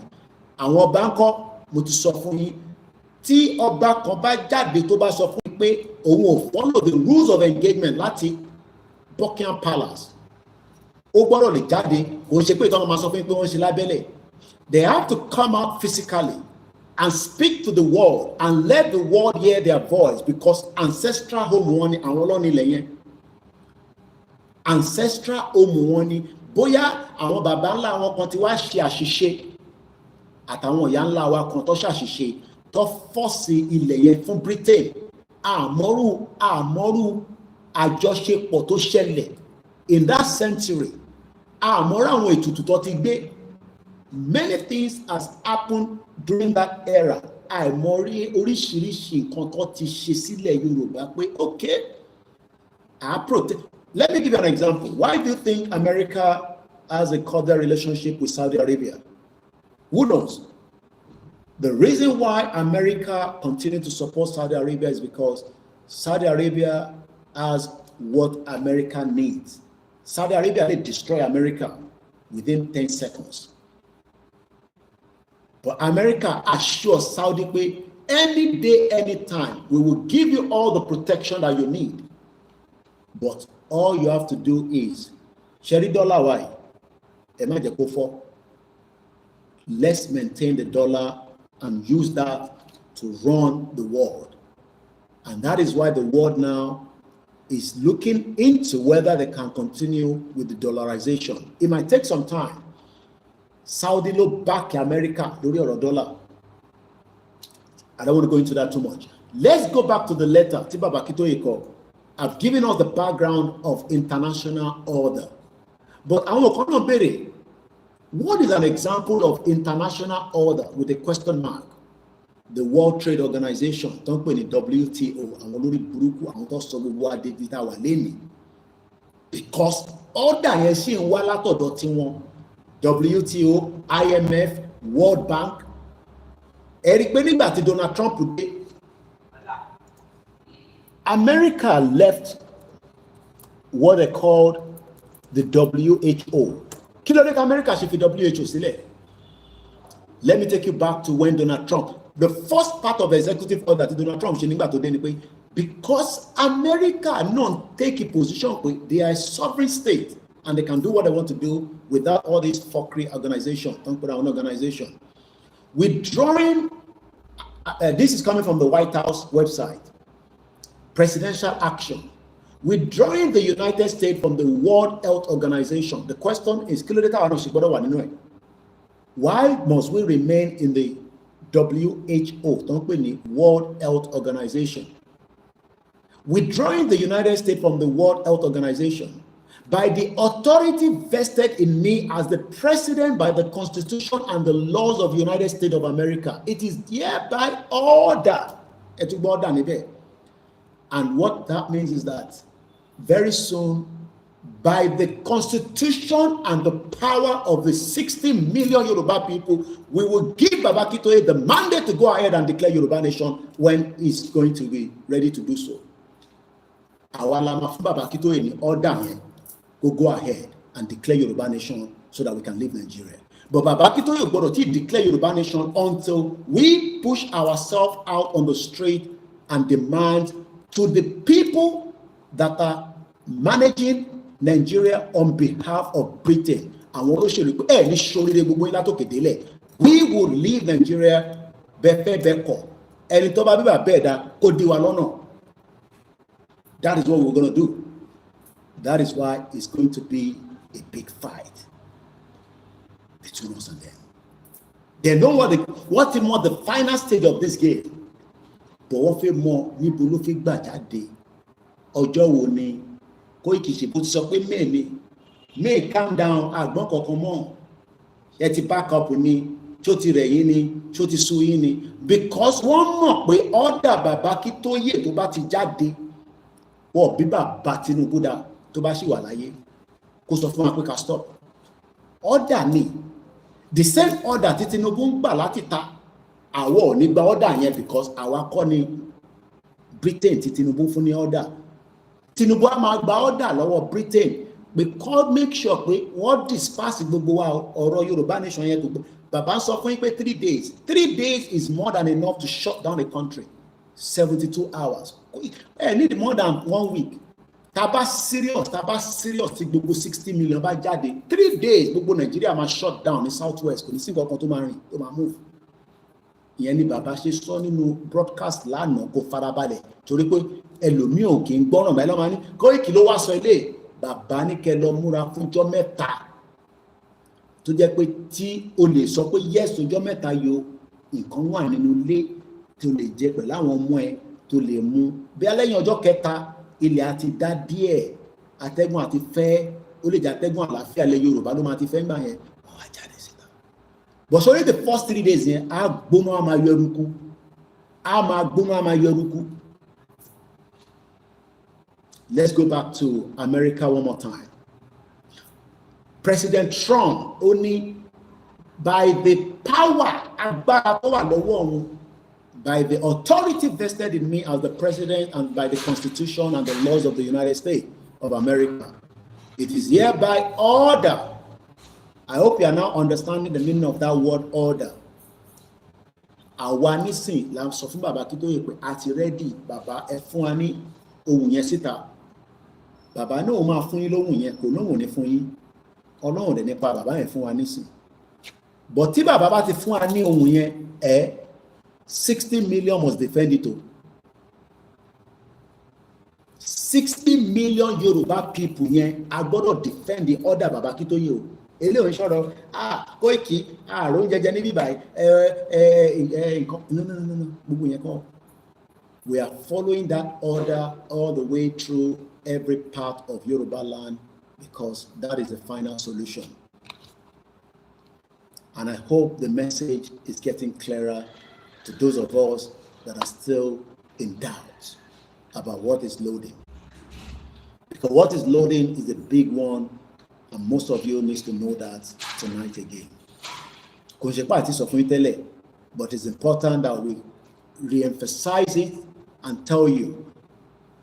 I don't want to go into any other details of what America said in the reason why they left WHO. In Tobamu, America might give order power of WHO. Babakito is not right. That's the funny order we are seeing in Nigeria, and that is the final. But Tinubu needs to understand this. That is why Babakito is giving him his last warning. Warning Babakito in Tinubu. Your Excellency, in your exalted position as the President of Nigeria and the major factor in today's international order, you know very well,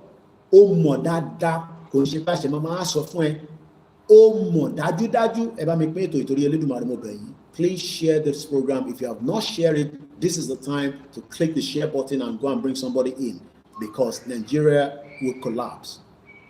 We, the Yoruba, will be the one to collapse Nigeria. Igbo le ṣe, gbogbo ariwo tó ń pa Biafra yẹn, wọ́n lè ṣe délẹ̀, àwa la máa gbé délẹ̀. I'm telling you that. The Biafra will go behind us. They know that. Gbogbo hihi tó ń ṣe yẹn, they can't. They know that because they know the power that the Yoruba can do to bring down Nigeria. But the same other part of the Yoruba that are just 1%, don't tell it Tinubu, they think that they can crush the remaining 99%. But if it crush you, we want to say it when we come out on the street of Yoruba land. Cut try it. Then I'm not in Yoruba, because the ancestral land is not for them, it's for every single one of us. Please.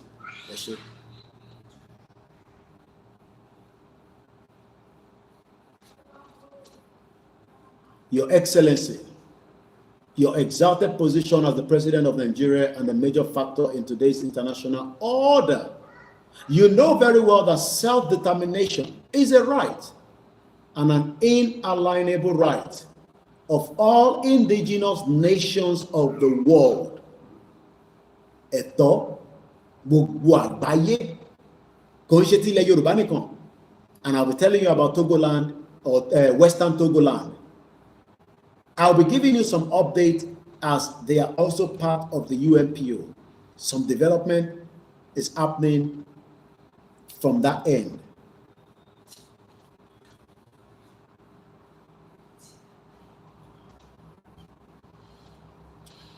International community. You know that these inalienable rights, are enshrined in the laws of international community. And spelled out. What spelled out properly. Spelled out properly. That was spelled out.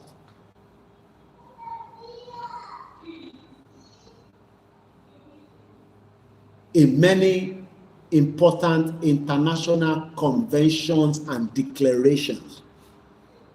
Tokosile convention ni àwọn kan tó ti kọ síta pé òfin yo, international law yo, Nigeria náà wà embedded o. Àwọn ọmọ Yorùbá wá fẹ́ lo Tinubu ò lè sọ pé òun ò mọ̀ nípa ẹ̀. Tó bá náà wọn ò mọ̀ kó lọ gba àwọn lọ́ọ̀yà kó béèrè lọ́wọ́ AGF tó kàwé jùlọ ní law. Kó pe Yẹmí Ọ̀sínbàjò, Senior Advocate of Nigeria, kó pe Afẹ́ Babalọ́lá, kó tètè máa ṣàlàyé fún, because the Yoruba people want to have their country back.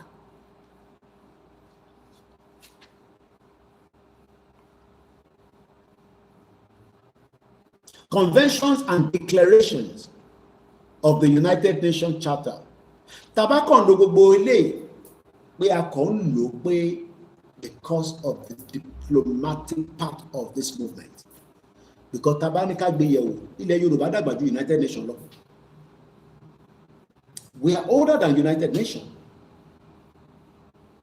So we don't need United Nations, but because the world has progressed and is still evolving from century kan lele, this century will destroy Nigeria. There's no doubt about it. Because Nigeria will be destroyed so that the real indigenous people take back their land and then continue to flourish as humans. And anything that crossed their path will be crushed to death. So the fact that we are just using the laws of United Nations and all other international laws is because it's the norm. Because United Nations itself was only formed in 1945.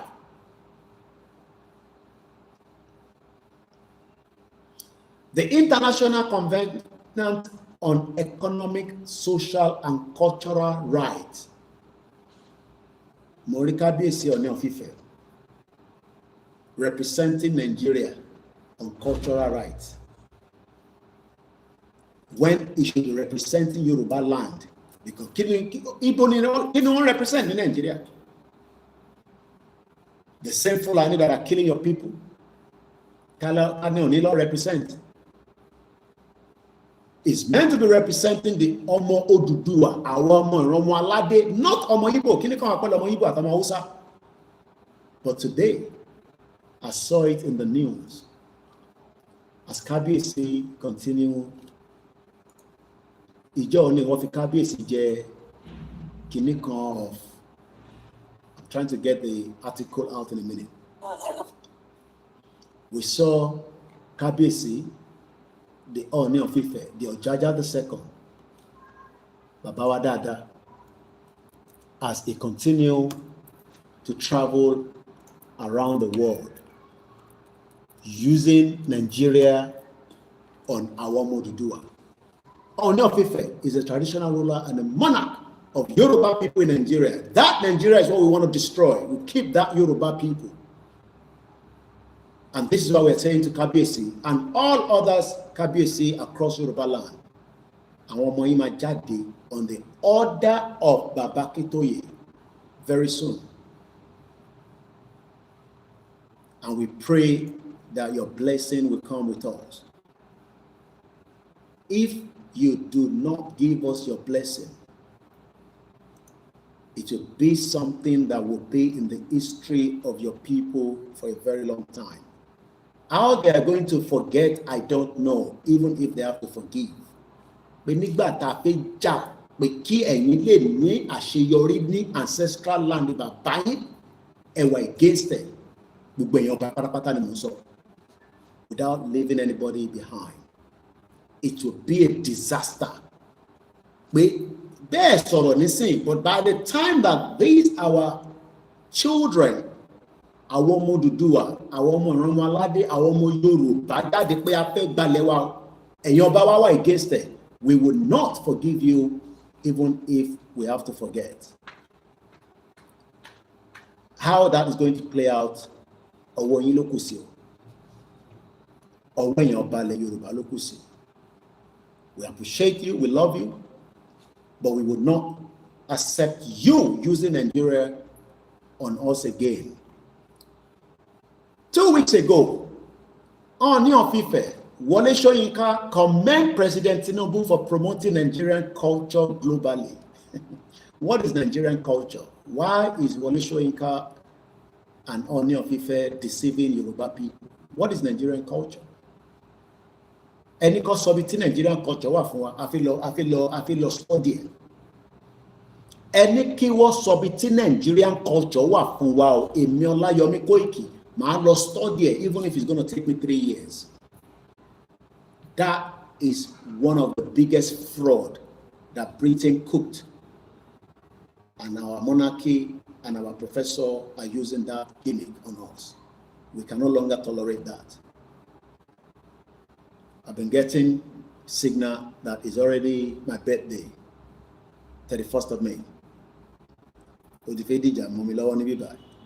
But I'm already in the middle of my program, and I believe the only birthday I can wish for is for us to have our own independent country. Everybody that may celebrate, owo like for me, owo ni mo need, kale fi se but I fi se. The Oni of Ife. This was 2 weeks ago article. Oba Adeyeye Enetan Ogunwusi has commended President Bola Tinubu, that is against the wish of the Yoruba people now, for his administration growing recognition of culture as a vital pillar of national identity. ẹ wo fraud, ẹ wo àwọn òyìnbó fraud, ẹ wo òyìnbó jìbìtì, ẹ wo òyìnbó olè.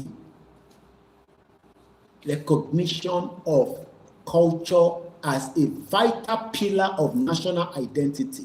Kí ni identity Nigeria? What is the identity of Nigeria? Thank you so much for the super chat. Ṣẹ́gun Honorable. Kí ni identity Nigeria? Kí kábíyèsí sọ fún wa, àfẹ́mọ̀, àwọ̀ ọmọ, ẹ bá mi share program lẹ́jọ́ tó yẹ Elédùmarè, ẹ bá mi pín dé gbogbo palaces of àwọn ọba wa. Because this goes to all our kings that keep promoting culture in Nigeria, knowing fully well that there's nothing called Nigeria because Nigeria is a fraud. Unity. Táyé bá fi parẹ́ tá bá sì wà ní Nigeria, there will never be unity, according to Ango Abdullahi. Ango Abdullahi said, and I quote, "It is either we have a peaceful dissolution now, or everybody should go and prepare for war."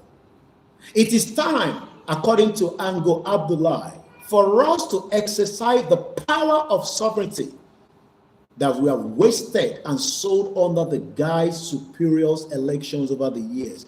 Election mi lọ́dún tó ń kú sílẹ̀ fún àwọn Yorùbá gba 5,000 kó ṣe bẹ̀ kó ra magi tó bá tẹ̀lé lùbọ́. Ango Abdullahi said in a summary in his various write-up, this 1914 amalgamation isn't working. Ṣé kábíyèsí máa náwọn mọ̀? Gbogbo àwọn balẹ̀ Yorùbá mọ̀ pé kò ṣiṣẹ́. Ta làwọn ṣiṣẹ́ fún ni mo wá ń béèrè lọ́wọ́ yín. Mo sọ fún yín pé order ṣì ń wá láti Buckingham Palace lórí gbogbo àwọn balẹ̀ Yorùbá. Gbogbo balẹ̀ Yorùbá ṣì ń lo that 1914 amalgamation lórí ancestral land tí bàbá wọn, àwọn màmá ńlá wọn tó gbé fún wọn. And they expect unity and love and peace. Our culture, our fishing. So, tí kábíyèsí bá ń sọ fún wa pé President Tinubu ó ń ṣe kí ni o, ó ń grow culture. Kò lè grow culture because ọmọ Igbo sọ fún wa pé a kì í ṣe culture kan náà. We can have our country separately, and we can have a very good culture. Ẹ wá promote culture yín fún wa, káwa náà wá promote ti yín. But kò ṣe pé káwa wà in the one country tó ń pè Nigeria, káwa máa lo Nigeria as culture lẹ Yorùbá, knowing that that is a fraud. Ẹ tó bá fi support birthday mi, òun ni account details tó ń fi síta yẹn. Kò sí bó ṣe lè kéré tó, that can be the only birthday that I can have. And we appreciate. According to a statement that was signed by the media assistant to the Executive Secretary, National Institute for Cultural Orientation, Mr. Saleh, quoted, the traditional ruler has given the commendation during a media conference organized by NICO to help the upcoming World Orisha Congress, which I believe Kabiyesi is currently en route. I've seen Ooni of Ife making his way towards that event. But one thing I can tell us today, we can no longer be deceived, as Britain has done, tó parọ́ fún gbogbo ọmọ Yorùbá. Àwọn wo la wá lò? Àwọn tó lò gangan náà ni àwọn balẹ̀ Yorùbá from the day one. The Britain ti ń lo àwọn ọba wa against gbogbo ọmọ Yorùbá. Àwọn Britain ti fi àwọn ọba wa sí position pé tí a bá sọ̀rọ̀ àwọn ọba wa ni kó tákù wa. And that is why they've all kept mute. Èyí tó bá dẹ̀ fi sọ̀rọ̀ nínú wọn, we know what they will do to them. And we are still hoping that something will ignite our kings and allow them to return back to their ancestral land rather than Nigeria. Tẹ́bá wo palace ọba mi, school mi in UK, I'm sorry to say this, a school in the UK is better than one of the king's palace. in Yoruba land. Kamaiti Ali compare any of our palace. It doesn't matter how beautiful those palaces is. Compare with the Buckingham Palace. Quote me anywhere. No matter how good your palaces are across Yoruba land, you cannot compare it. I was in the late Alaafin's palace. The paramount ruler of Yoruba land, Alaafin Ikú Baba Yeye, owned the torchlight nínú palace. Ṣé King Charles lè lo torchlight nínú palace? Ta ni wọ́n bá fún níná tó bá ń ṣe ọba yàtọ̀ sí Ṣèyí Mákindé? That is what UK has done. That is what the UK has done. Okay, mọ̀ sí mi dáadáa. Ẹ ti bí ọmọ tó dáa, ẹ fọkàn yín balẹ̀. Kò sí ìbẹ̀rù fún yín. Kò lè sí kú lójú mi nísìn. Gbogbo àjọmọdé lẹ̀ lérí ni. Gbogbo wa àjọmọdé lẹ̀ lérí ni. Gbogbo ẹni tó bá dẹ̀ sọ pé ìtẹ́ mi ń ṣe yìí. Pé kí ló dé tó jẹ́ wọ gbé ọmọ ti ọkùnrin àkọ́bí ẹ̀gbẹ́ síta kó wá dánwò. Gbogbo wa jọ máa délẹ̀ lérí ni. Ilẹ̀ Yorùbá máa bọ́ lọ́wọ́ Nàìjíríà, lọ́wọ́ Britain. Kò sí bàbá ńlá ẹni tó lè dá dúró mọ́ lórúkọ Jésù Kristi. Ẹ kún fàdúrà ìyàwó tó kù. Bàbá ti ní 3 days. I will also be doing it. Tí bá tẹ̀lé gba full day. I will have the fast from Monday. Ọ̀nàjọ́ mẹ́ta kí gbogbo ọmọ Yorùbá ká lọ gbàwẹ̀. Àti bọ́ lọ́wọ́ Nàìjíríà, there's no doubt about it. No more spiritual can hold Yoruba people down. The end of Nigeria, that one way. So Monday,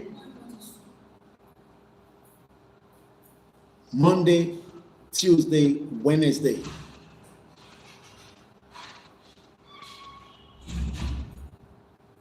Bàbá ní kí gbogbo wa fi gbààwẹ̀. Mo kí kábíyèsí lẹ́ẹ̀kan sí mo rẹ̀ kí wọ́n àwọn ọba wa. Ẹ má jẹ́ alátakò fáwọn ọmọ yín nísìn. Ẹ má jẹ́ the obstacle fún àwọn ọmọ yín, àwa ọmọ yín tá wà lábẹ́ yín. A nífẹ̀ẹ́ yín gan. Ẹ má jẹ́ kí àwọn olóṣèlú jẹ́ ká jọ gbójú wojú ara wa torí a gbọ́dọ̀ gbójú wò yín. Bàbá lẹ jẹ́ fún wa.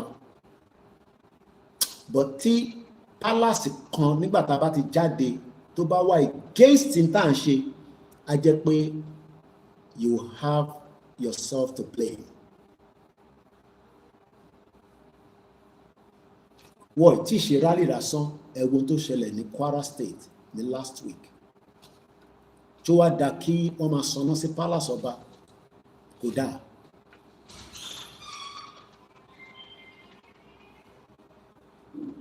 Tó dá kí wọ́n sọná sí palace ọba.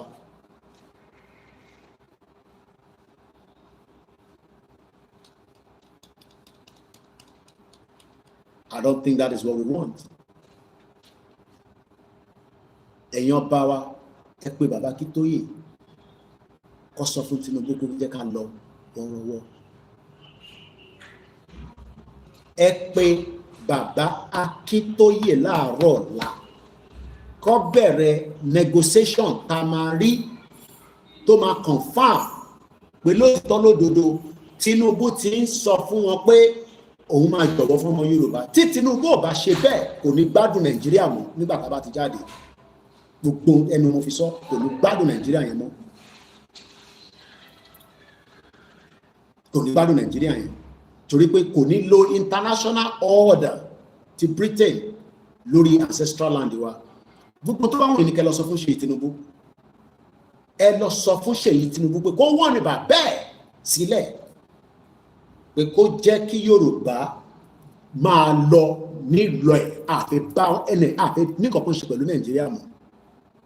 Ẹ sọ fún Ṣèyí Tinubu kó pe bàbá ẹ̀.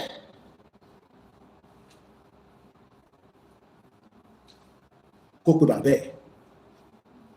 Gbogbo ìbọn òfò tẹ́ ń kó káàkiri, gbogbo àwọn machinery tẹ́ ń kó káàkiri, àwọn tẹ́ lọ́n train, wọ́n lè gbà yín lẹ̀ o.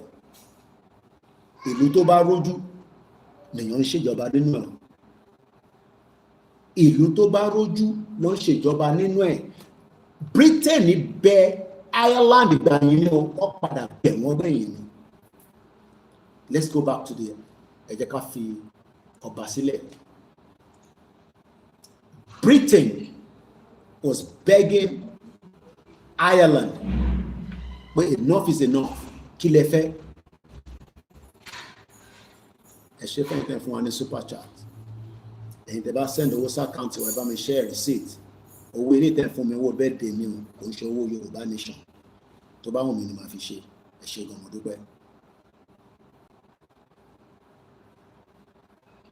Britain tó ń pè ní United Kingdom ó padà bẹ̀bẹ̀ náà ni o. Ìyẹn ni bàbá Akíntóyè ṣe ń sọ fún Tinubu nínú lẹ́tà pé ọmọdé ò mọ oògùn, ó ń pè lẹ́fọ̀ọ́, òun lọ̀rọ̀ Yorùbá land pẹ̀lú Tinubu o. Wọ́n ń sọ fún ṣe bí ìtẹ́ etí ẹ̀ di bẹ́ẹ̀ tó kó òru sétí.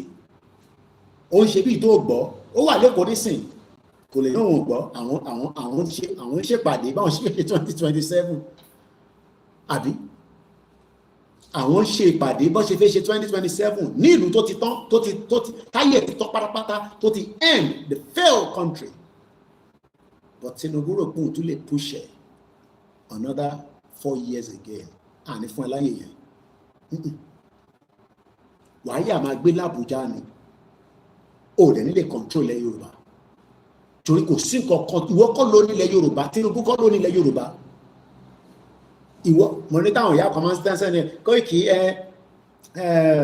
ṣe ti gbọ́ nísìnyí kéèsì Nnamdi Kanu ìtorí pé àwọn yẹn sì ń jẹ́ kí Nàìjíríà exist ni, àwọn ò ní jẹ́ kí Nàìjíríà exist ni. Kò sẹ́ni kankan tó ń gbé lọ sí Àbújá, kò sẹ́ni kankan tó ń gbé lọ sí court, kò sẹ́ni kankan tó ń gbé lọ sí police station, kò sẹ́ni kankan tó máa detain. Kò ní da fún bàbá gbogbo yín pátápátá látòkè délẹ̀. Àwọn ọmọ Yíbò tí ń gbàgbàkúgbà mo ní àwa la máa gbà wọ́n gan sílẹ̀ lọ́rọ̀ tó wà lẹ́yìn. Yorùbá ló máa gba Yíbò sílẹ̀ bá ṣe ń bá lọ ẹ̀. Yorùbá ló fẹ́ gba Yíbò sílẹ̀, gbogbo ìtàwọn dẹnu dòdòdòdòdòdò àwa la máa gbà wọ́n sílẹ̀. Ẹ ṣe ti kọ́lẹ̀kùn. Àwa la máa gba Biafra sílẹ̀. Wọ́n mọ̀, àwọn náà mọ̀. Wọ́n dúró káwa lead ni wọ́n ṣe bí Tinubu ẹ̀yọ́ ọmọ Yorùbá lóhun ó lè halẹ̀ mọ́ Biafra, kò lè halẹ̀ mọ́ Yorùbá. Gbogbo ni mo fi sọ, because 60 million Yoruba people are forging ahead on the order of Baba Akíntóyè. A failed contraction. Let's go further in the letter tí Baba Akíntóyè kọ. Nígbà tí bàbá ti sọ fún pé òfin àgbáyé kò sọ pé terrorist ni wá o, kò lè sọ fún wa pé treasonable offence. It's either we sit together, we sort this thing out. Ẹ ṣe gan ni mo ti ń rí alert. Owó kan kéré, owó tẹ́ bá fún wa náà, a lè fi san end of the month. A lè san salary fáwọn staff mi. Tó bá dẹ̀ jẹ́ pé pounds ni, àní káwọn ọmọ ìdùnnú náà mú díẹ̀ ń bẹ̀.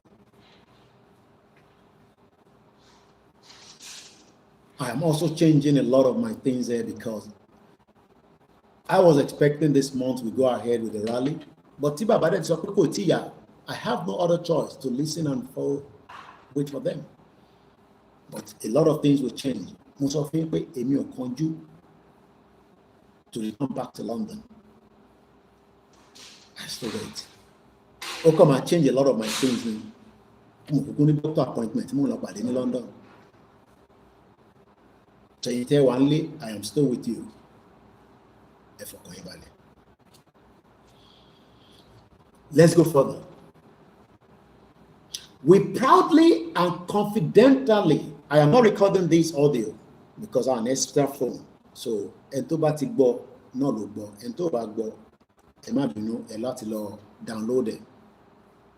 Mo ní spare phone láti fi record, but ó máa wà recorded on all our platforms. And you can see why I said I can't guarantee all the social media. Video tí bàbá ṣe lánàá, tí mo tó ṣẹlẹ̀, but I hope that they've not taken down our world media YouTube channel. And that's why I have to back up every day after my broadcast, because you know the show a lot to do it. Kọ́kọ́ wá gbé iṣẹ́ yẹn lọ. Because gbogbo tá à ń ṣe lénìí táwọn kan ṣe máa padà lọ máa tún wò tó máa appreciate gbogbo yín pátápátá. Everybody will wọ́n máa rí gbogbo ten comment gbogbo ẹ̀ lọ́ máa rí.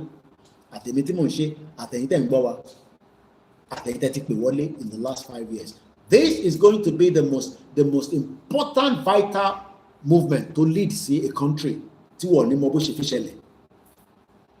Àwọn fẹ́ mọ bó ṣe fi ṣẹlẹ̀ ni, but wọ́n ti sọ fún Tinubu pé bó o bá jẹ́ kó lọ ọ̀rọ̀ ẹ̀ máa dàbí Yugoslavia ni, and we will have no regret for him. Ṣe sọ fún Rẹ̀mí Tinubu gbogbo èyí tó ń ṣe yẹn wọ́n ti wà more than enough to let go now. What is ṣe ọdún mẹ́rin, that is good enough. Extension ten wá yẹn forget ẹ need ẹ padà kẹ́ máa bọ̀ nílé ẹ̀yin méjèèjì. Ẹ máa bọ̀ nílé ẹ jókòó sílé ká wá design country mi pẹ̀lú constitution mi. Constitution ló máa wá decide ibi tí olúkàlùkù máa rìn sí. But ẹ bá náà fẹ́ bẹ́ẹ̀ ẹ jẹ́ ká lẹ́tà ẹ̀ fún yín sí. Màá wá ṣègbè yín lọ sí Western Togoland. Kí ló ṣẹlẹ̀ níbẹ̀? Mo kí ẹ̀gbọ́n mi tó send link yẹn sí mi láti US. Because kò ń ṣe gbogbo kọ́ lámù. Like I always say, this is your only international platform. We are proudly and confidently assert, Your Excellency, that all actions of the well-known mainstream of the Yoruba self-determination struggle have at all times been consciously and consciously peaceful. Bóyá máa wà ní peaceful tàbá ti jáde délẹ̀, I might not guarantee that saying. Bàbá lè máa sọ pé máa wà peaceful. I don't know, because the reactions of humans are different. Humans are very, very different. Tí bá sọ fún pé máa wà peaceful, mo kàn fẹ́ fi ẹgbẹ́ yín mọ́ra ni. Ilé ayé gan peaceful. Ilé ayé gan láti gbé òrọ̀rùn. Tó bá rọrùn ni kò ní sí gbogbo wàhálà àti ìdààmú tá à ń rí lọ́wọ́lọ́wọ́ yìí. Torí wo táwọn Britain bá mọ̀ kan fi jẹ́ kó rọrùn ni wọ́n bá má kó gbogbo àpapọ̀. So kíyàn kan máa expect pé ó ti wà peaceful bẹ́ẹ̀ ni for 5 years. Kò lè sẹ́ni kankan nínú àwọn olóṣèlú tó máa ní pé wọ́n fi kú lé òun. Tó bá yẹ pa tí ń fi kú lé yín ni láti 5 years ẹ ti jàwọ́ fún wa. Ẹ torí pa fi kú lé yín ni. Torí pa ní bàbá tó sọ fún wa pé no! Ọ̀nà yẹn kọ́ la máa gbà. It will be peaceful.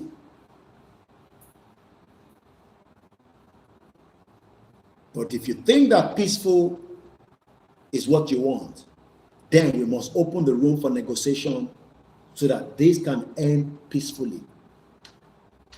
But kò sí nǹkan kan tó ń gbà lọ́fẹ̀ẹ́ láyé.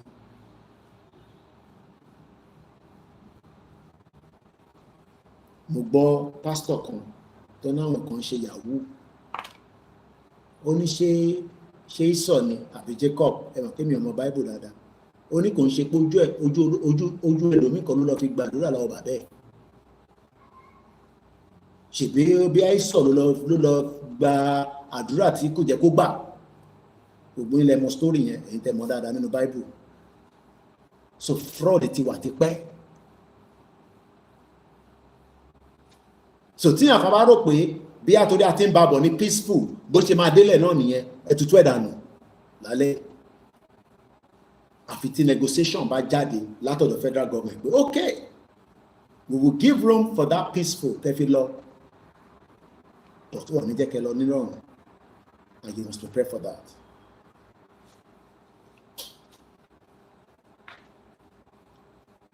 We respectfully remind you that when in 2021 Tinubu lè mọ̀ pé gbogbo rally tá ṣe kò lè náà wò gbọ́.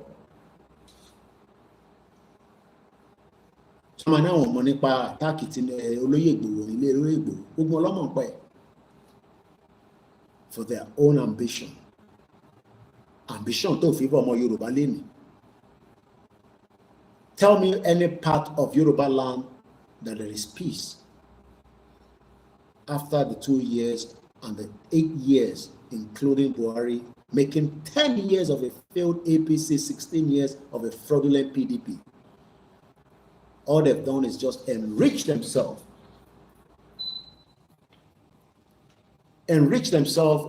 against the millions of Yoruba people.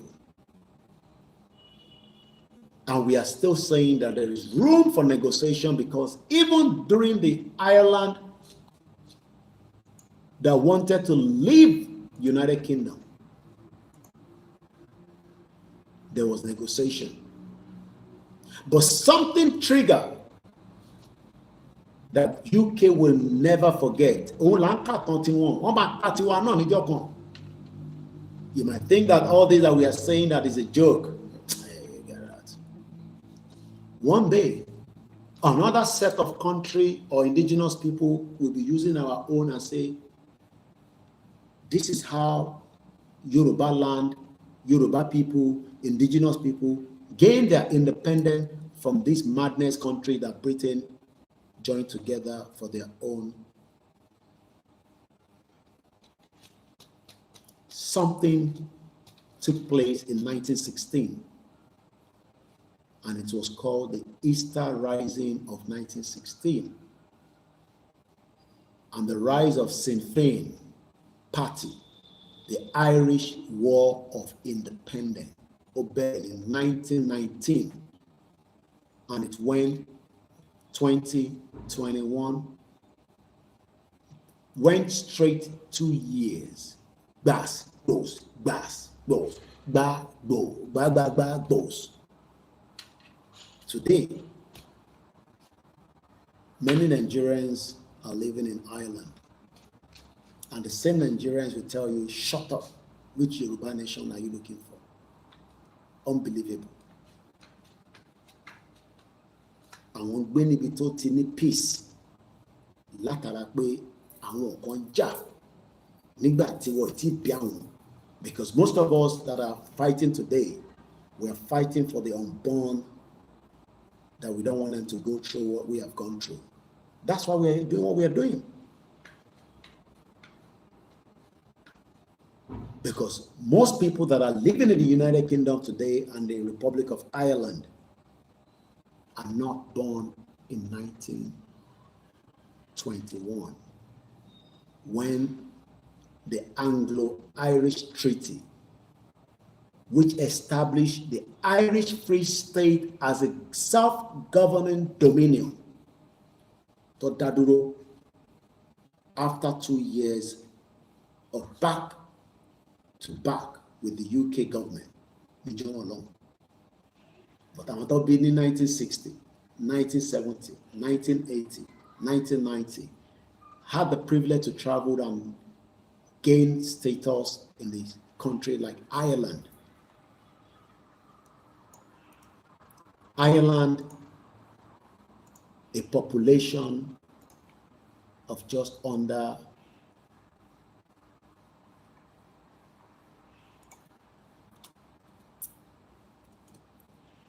5 million. Why should 60 million Yoruba people be forced to live together in a system and a country that is not ours?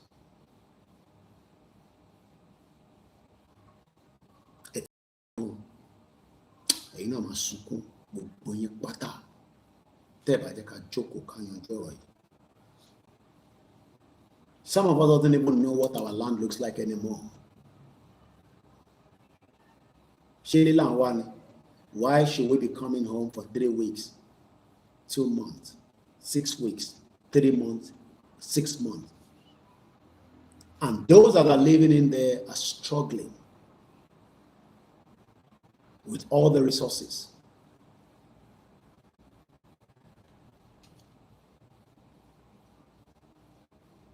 Let us sort this out amicably before it is too late. it can still be done. I am still open for a peaceful way out rather than going into the anarchy and the crisis, and there will be a lot of destruction. There's no doubt about it. Don't let anybody fool you. There will be, because if we out and the military open fire, there will be destructions and there will be loss of lives. I don't think we need that. But we are not going to hold back because the loss of life and remain in Nigeria. We will go ahead and still gain our country. Because the only freedom we can get is to get our identity back.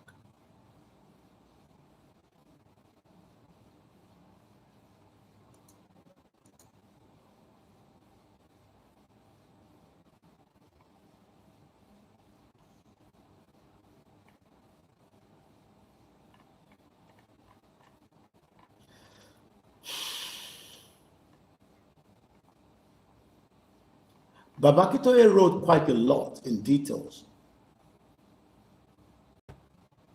to Tinubu.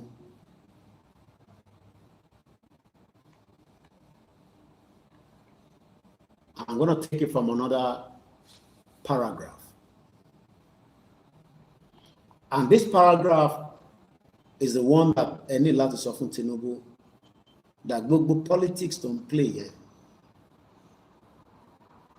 It needs now to wind it down and accept not a defeat, that he has already done exactly what he could have done or what he has not done by becoming the president. And that is more than enough. It's just a warning and an advice to him. There's no doubt about it, we're all going to die at some point. The point we die is what we don't know.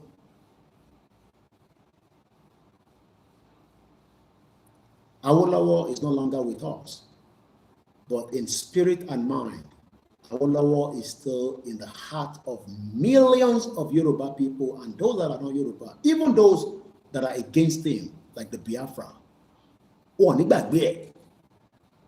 don't because one mama rántí pé yes, Awolowo ó ṣàmọ̀ kankan nípa the 1967, according to what they're saying, nípa how Awolowo did this to them and that. So either Tinubu wants to be remembered for something good, or Tinubu wants to be remembered the other way around. But one thing is,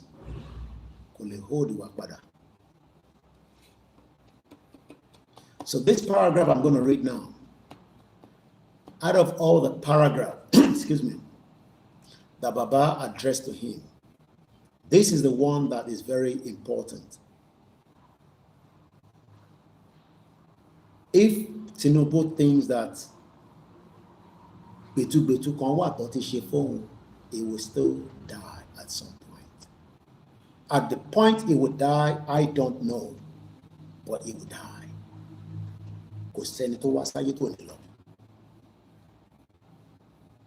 So if those of you that are advising me for 2027, that means you're pushing him to his death.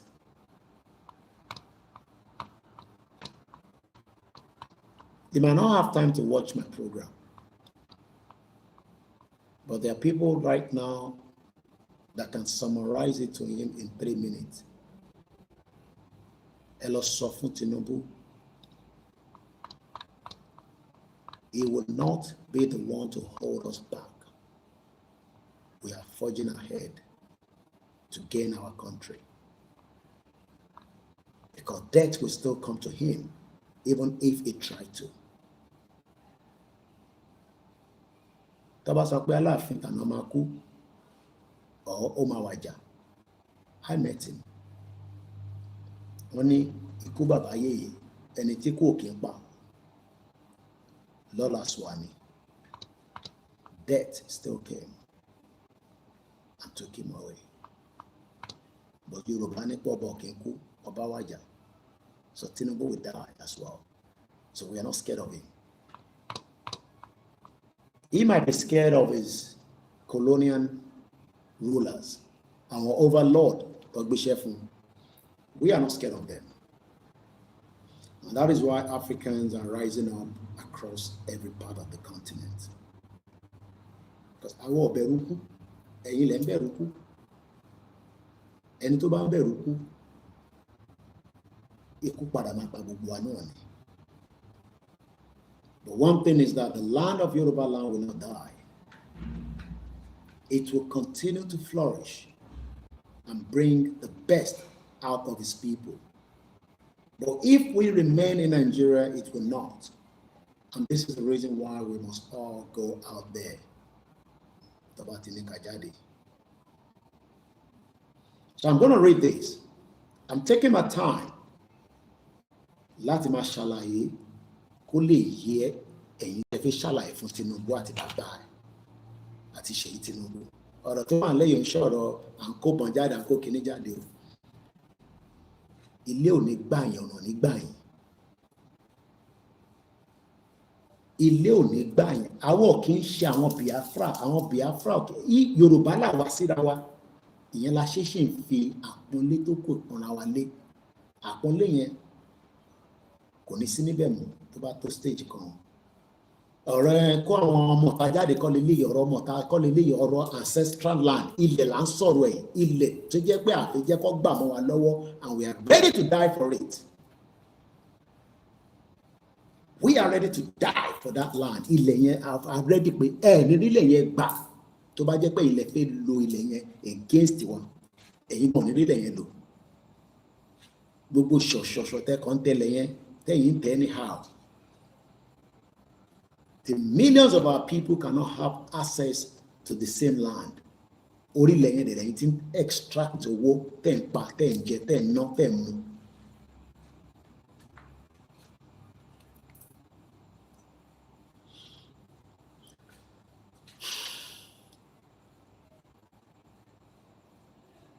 As the president of all Nigerians, you ought to listen. Ó fẹ́, ó fẹ́, ó like, ó sì gbọ́dọ̀ gbọ́ nǹkan tá a bá ń sọ, ìyẹn Tinubu. But tó bá kàn sọ fún wa pé brush aside, you will die as well. Àwa tó dẹ̀ fi ṣèkà fún náà, we will die at some point. But sórí ilẹ̀ yẹn máa ṣe wà maintain and ìwọ ní gbádùn ẹ̀. Àwa tó fẹ́ pa yẹn náà ní gbádùn ẹ̀. But àwọn kan máa padà dé wá gbádùn ẹ̀. Báwọn kan ṣe lọ ń gbádùn abroad nísìn, because people fought for you to be abroad. Fáwọn àtàwọn abroad ta ní privilege ni.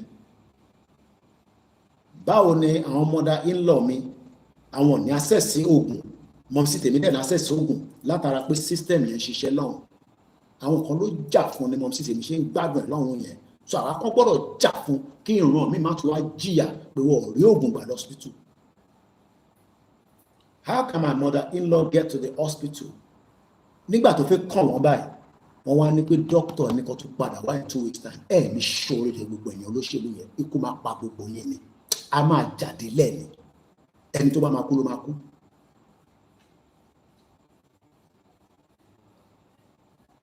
After lining up for more than hours, tó máa kàn yá yẹn, wọ́n sọ fún yá yẹn pé kó tún padà wá ní 2 weeks time. Tí kú bá pa kó tó 2 weeks time yẹn kọ́, ikú máa pa gbogbo yín ni. Ẹ̀yin ní access medical. Ṣé àwa ní access medical? Ẹ wá rò pé ń ṣèkà fún àwa àtàwọn family wa. Ẹ̀yin fi máa gbádùn. Ilé ò ní gbọ́ yín, ọ̀nà ní gbá anybody nínú wa. Àyà destroy gbogbo ẹ̀ pátá kí gbogbo ẹ̀ kúkú máa gbádùn ẹ̀. Torí ẹ̀yin ṣe ráyè gbádùn ẹ̀ ni. Ibi tẹ́ ti ń gbádùn ẹ̀ yẹn, àwa ti mọ̀. Àwa náà dúró dè yín níbẹ̀, ó kù díẹ̀. Ṣé rí gbogbo ibi tẹ́ ti ń gbádùn ẹ̀ yẹn, tẹ́ ti ń gbádùn Nàìjíríà yẹn, gbogbo ẹ̀ làwa náà ti mọ̀. Gbogbo ibi tẹ́ ti ń gbádùn Nàìjíríà yẹn, táwa kan fi gbádùn ẹ̀ yẹn, àwa náà ti mọ̀ bẹ̀. I will leave that off the social media.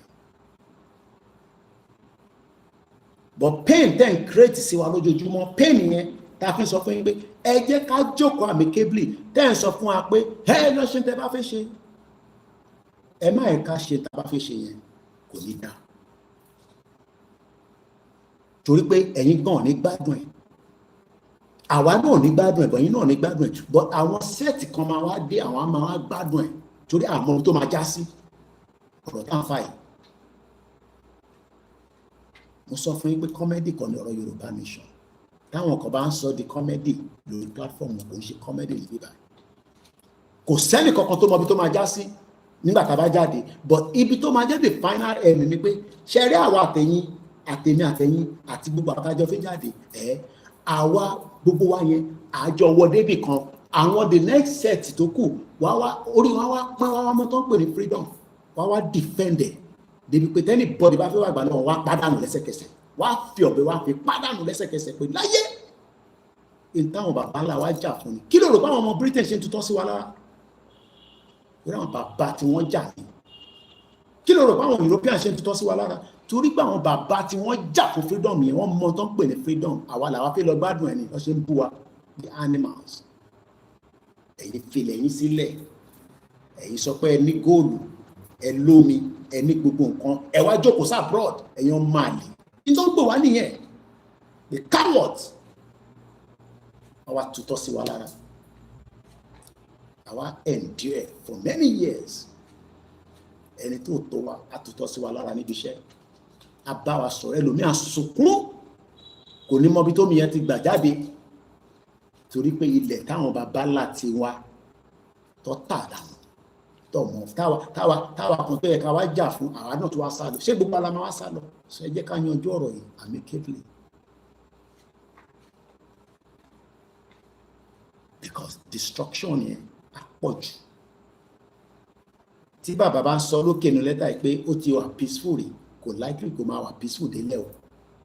Fact lèmi sọ fún yín, kò likely kó máa wà peaceful délẹ̀. Ó bẹ́tà kí Tinubu gbọ́ bíbá yìí dáadáa ní sí torí ọ̀rọ̀ yìí ti ṣẹlẹ̀ rí in the past.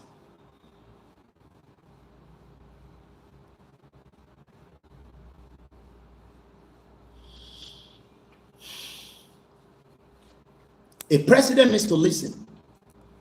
Tó bá ń sọ pé nǹkan kan ò work, táwọn èèyàn ń pariwo káàkiri gbogbo Nàìjíríà pé kíní yóò ṣiṣẹ́. Ìwọ wá ń sọ pé ká tó fún ẹ láyè kó tún lọ ṣọdún mẹ́rin. Ìwọ ló lẹ̀mí ẹni. Ṣé ìwọ ló lẹ̀mí tó fẹ́ lọ fi ṣọdún mẹ́rin yẹn? Nígbà tó kó àwọn ìkókò sábẹ́ tíṣẹ̀ tí bá ń sọ fáwa pé restructure my foot. Ó gbé Ganduje ọmọ Fúlàní, ó gbé sẹ́yìn, ó gbé pọ̀n. Ó sọ dé APC chairman. Ṣá ọ̀dẹ̀ wà láwa.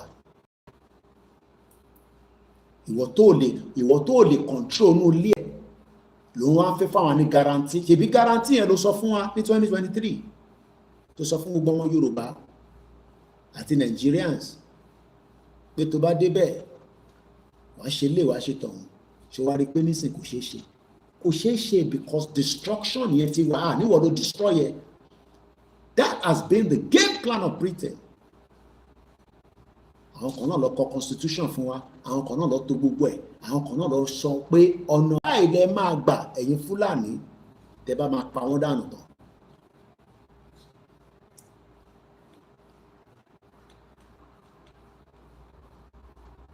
I'll take that again.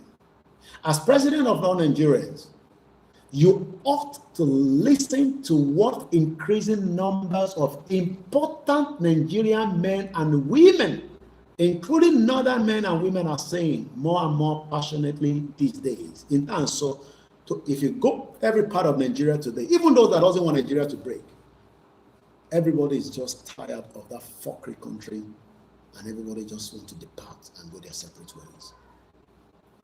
But the rulers still wants to keep us together, and that is an explosion. Because the more you're trying to keep it together, the more it will explode. And when it explodes, even those that are innocent will be affected. And this is why we are saying again and again, let's give room to dialogue. Dialogue now, before it is too late, Tinubu. Forget about the lies, the deceit by any of your representatives. They can continue to tell you lies that all is well. All is not well anymore in Nigeria. Nothing is well anymore in Nigeria. Nigeria needs now to dissolve. This is not about talking about 2027. This is far away from 2027. What is on the table right now is let everybody, the indigenous people, go back and reset the button. But we know you don't want that because you are still following the international order, the world order that wants to keep Yoruba people, the Igbo people, the Hausa people, all the beautiful indigenous people. You want to force them together. But what you forget to understand is that it will bring the biggest civil war again that we've never seen, and we cannot sit back. And that's why we are doing everything we are doing, so that come out to the civil war memo. They are pushing.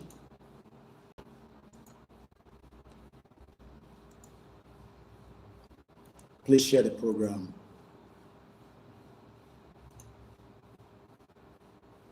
And let this message get to the politicians.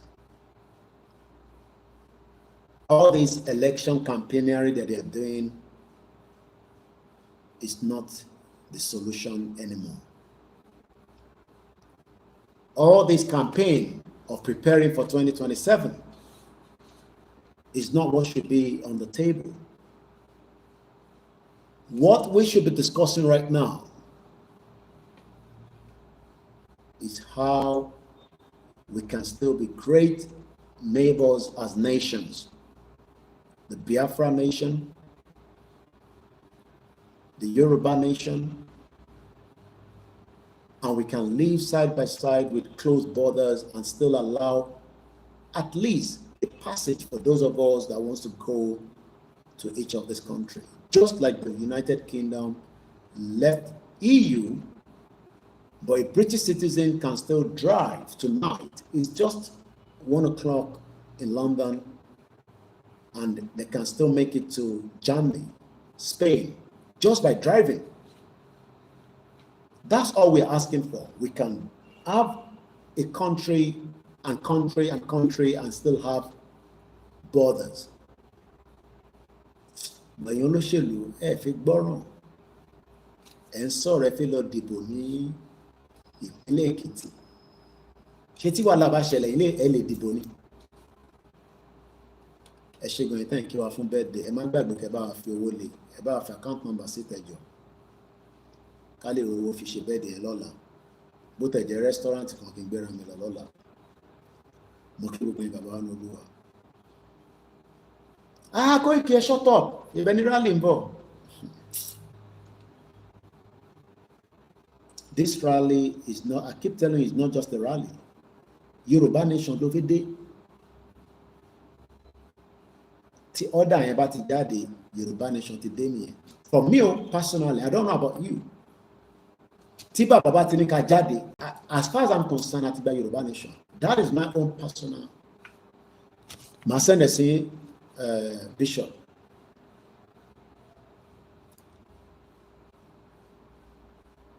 Tí bàbá bá ti ní ká jáde, èmi lèmi sọ, má quote me anywhere, pé èmi personally, I believe that we have already got our country. Ó wá kú bá ṣe fẹ́ defend it. Àwọn bàbá dẹ̀ mọ̀ what they will do next. But when some of us are not taking it to that extent, a kàn ń rò pé, wọ́n ní mail a máa jáde fún rally, wá jáde, ó ti tán, ìbá sọ fún yín, fi gba, ẹ̀yin ò mọ̀ pa fi gba country nìyẹn. 2 years ní Ireland, níbi tí mọ́mí wa yẹn, Ìyẹ̀wé, I met her before. Yesterboard. Ó dà pọ̀ wá sí wedding ní Ìyábọ̀ Òjó ní Tanzania. Ṣé mọ̀ pé passport Ireland ìyá ẹ̀ fi travel? Irish passport.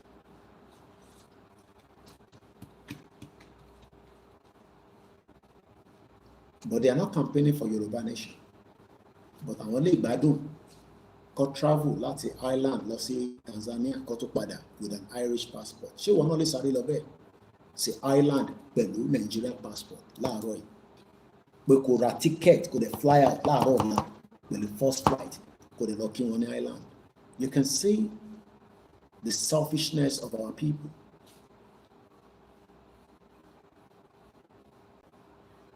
The same Ireland yẹn ọdún méjì gbáko ló fi bá UK jà tó fi wá declare country wọn ní 2021.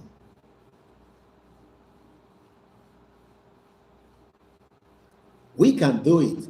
Àwọn ní the 2 years ká tó declare. But a kọ́kọ́ gbọ́dọ̀ follow order bàbá Akíntóyè tó bá ti ní ká jáde.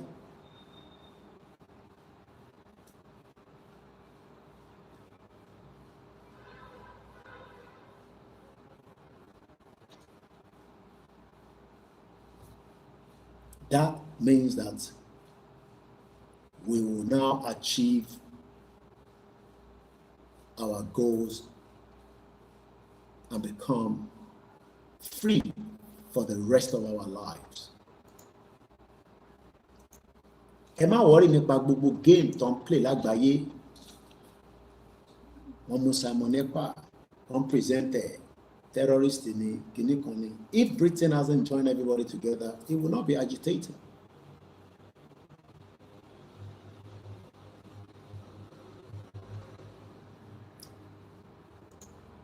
We are at the last lap of this movement. The final stage of the movement, Lawa.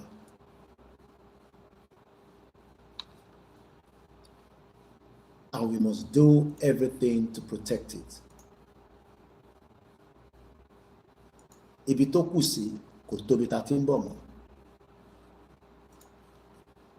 But they will bring in all kind of confusion. And once again, thank you so much for the birthday message.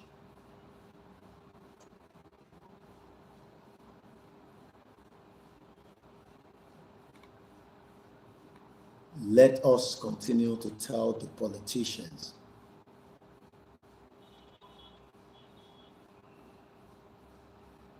then àwọn gbádùn ẹ̀ṣẹ̀gan ìyá mi ajé olókun máa kí gbogbo yín dáadáa ẹ fún mi ní few seconds kí n fi land lórí lẹ́tà bàbá Akíntóyè ẹ̀yin fi máa gbádùn káwọn máa ní fún wa ní $10 ẹ fún wa ní $50. This part mo fẹ́ ká yìí history lè repeat rẹ̀ tí Tinubu bá wà careful tó bá fẹ́ fagídí ṣe tó lóhùn nígbà. I pray it doesn't.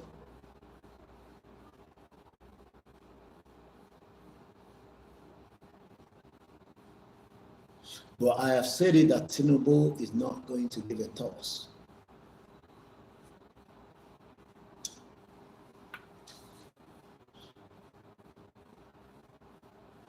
The people of Nigeria are yearning and crying out loud that this country is no longer viable for us as a country, not as people. The people can stay far away. Biafra land with their borders, I can still travel there and they will still accept me, but as a Oduduwa citizen. But the fact that I cannot move to Biafra land today or Southeast due to so many obstacles and vice versa. Gbogbo àwọn olóṣèlú Àtíkù gbogbo wọn tó ń ṣeré yẹn. They think this is like an NSAS or all these protests that has been going on. No, we are fighting for the ancestral land. We are not fighting for change of government policy. Can you come up and get change of government policy? The people that came out for the NSAS want a police reform. No, we are not asking for police reform. We are asking to take back our ancestral land that Britain took away from us, that switch our identity. That's what we are fighting for. And that means our spirit is different from those that are fighting that they want the NSAS police reform. When we have a country, when things are put in place, let them change it. The police will not shoot, as we saw in Ibadan last week, when a 13-year-old going for WAEC was shot. At the public transport, people will not be raped and thrown out and then killed, like my sister, Bamishe. A Yoruba government will not train their pilots and then somebody will reverse and kill her or him, like our sister, Tululokwe. A lawyer that is just going home after buying a pizza will not be shot dead with the twins that she's carrying, like Bonali Rahim. That is what we are going to fight for.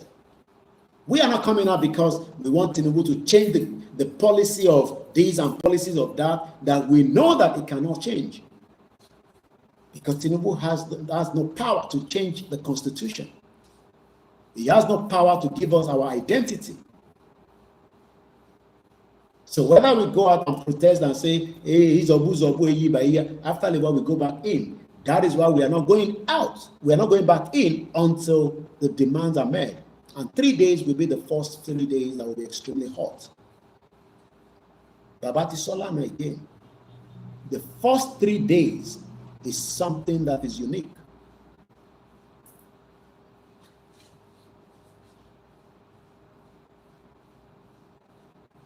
It's just 1 o'clock. And once again, just happy birthday to me. You're dealing with a guy that is a communicator, Gemini. I will destroy Nigeria using my media before we go out. You will be seeing Nigeria, you'll be asking, what is Nigeria? That is exactly what I've been doing for the past 5 years. Taking and burning my time. Because you want to need Nigeria, that Nigeria, you will not hear it again by the time I finish with Nigeria before we have our country. And if you think that I'm going to be defeated and be talking about nonsense and jagbajantis going on in Nigeria that much so that it burns my energy, I want to burn all my energy for the Yoruba to be free. That's all I'm doing. Plus the others that are working around the clock. Let's go further into the last paragraph I want to treat.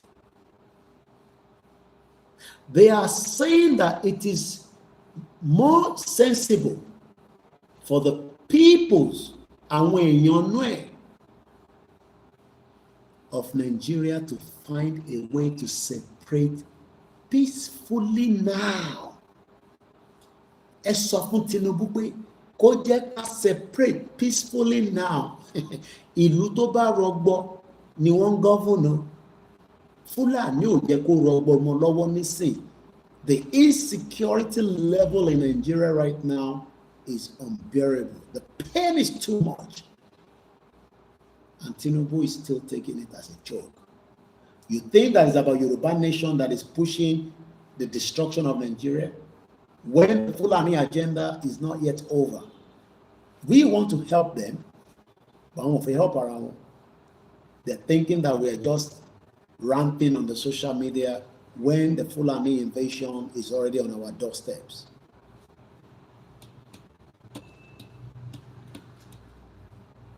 I'll read more comments after I finish reading. Late. Took me time to start. I would have started a little bit earlier than this. I know it's very tense. We're at a very tense stage right now. Everybody is tense. We are tense or we are focused. And we're not going to lose our focus. And we are not going to lose our mind. No matter what is going to happen, we must not lose our mind.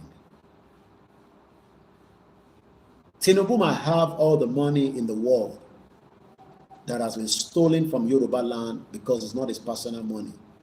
But the ancestral land doesn't belong to him. And that is what makes us different. We're lacking so much financial, but that is not the reason why we're not coming out yet.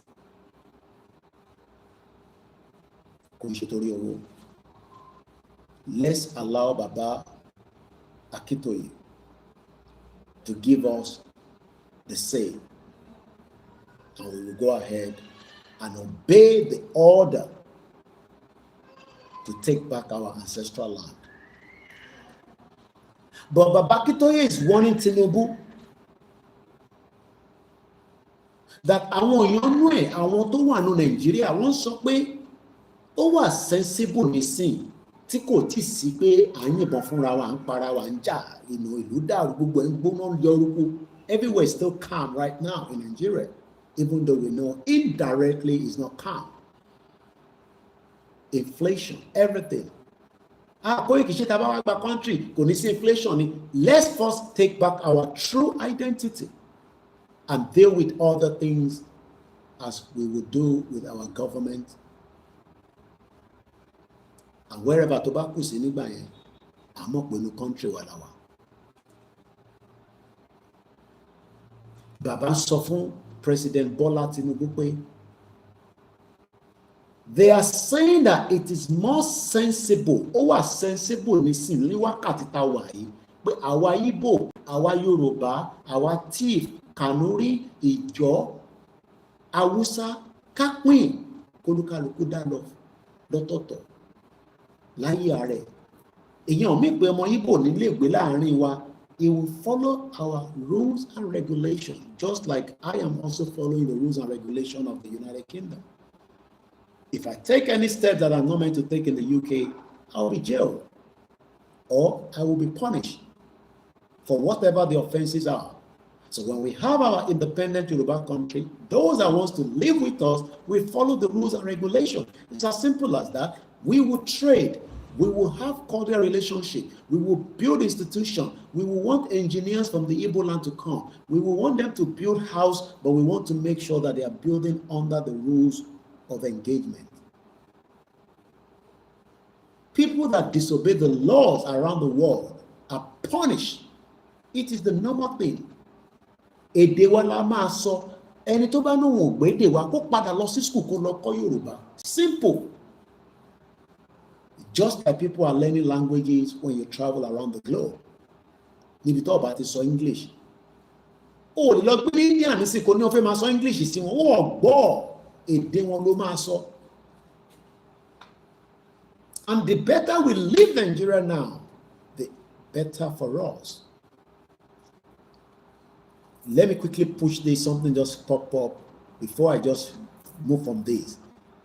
Pakistan is training terrorists in Nigeria. Yeah.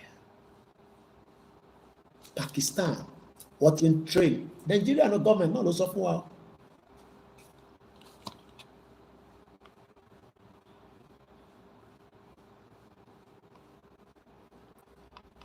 There is danger across Yoruba land, and we need to leave now before it is too late. And the earlier we leave, the better. The longer Taba pressing, the more Nigeria will still be using power to build, and it will be against us, not for us. It will be against us. So, better can push now. Have the exit. I want us to listen to this quickly before we go further. The suspected arms trafficking and training terror groups in the countries in North. Let's start again. The Nigerian military has now arrested 4 Pakistani nationals suspected of arms trafficking and training terror groups in the countries in the Northeast. Sharing the details, the army said that the arrested men were also offering some technical and tactical support to groups groups like the ISWAP and the JAS. They are training them for tactical. Ẹ máa wọ́n dàgbé báwo ló ṣe ń lo drone, báwo ló ṣe ń lo àwọn ìbọn ńláńlá tó fi ń pààyàn. Pakistan is behind it. And if you follow Pakistan very well,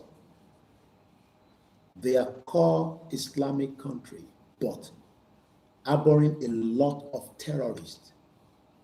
Ìjà tó sì ṣẹlẹ̀ láàrin India àti Pakistan kò ju pé àwọn terrorists wọnú border kan ní súnmọ́ India wọ́n pa àwọn èèyàn ló dìjà láàrin àwọn méjèèjì just some 3 weeks ago. Tí gbàásìgbò ṣẹlẹ̀ láàrin àwọn méjèèjì, nuclear power làwọn méjèèjì. But the fact that this news just came out yesterday, I just saw it today, or yesterday rather, that the Nigerian military sọ fún wa nísìn pé àwọn arrest Pakistan mẹ́rin tó ń train àwọn terrorists ISWAP Boko Haram in Borno State.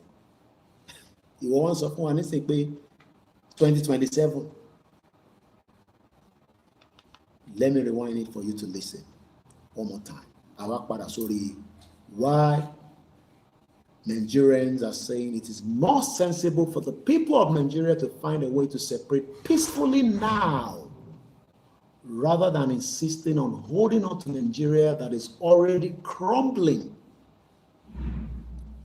rather than delaying until Nigeria implodes in a generalized and messy war. Bàbá Akintoye ti sọ fún bẹ́ẹ̀, ó máa dogun tó máa dìyàn pọnyánrin tó máa ó máa wà mẹ́sì gan, ẹni tí kò jẹ́ kó kó akọ̀lọ́ kú, ẹni tó yẹ kó ṣì wà láyé wà láyé. Ibi tí Tinubu push wà lọ nísìnyí yẹn, kò ń ṣe Bàbá Akintoye ló fẹ́ push lọ síbẹ̀. Òun là ń gbọ́ tí Pakistan train a terrorist.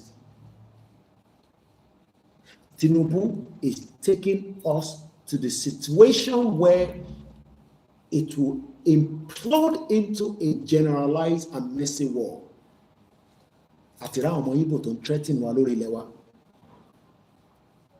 Bí ẹ̀ tí gbọ́, ọmọ Igbo ní a lè jẹ bàbá lọ́jà ní Alábà.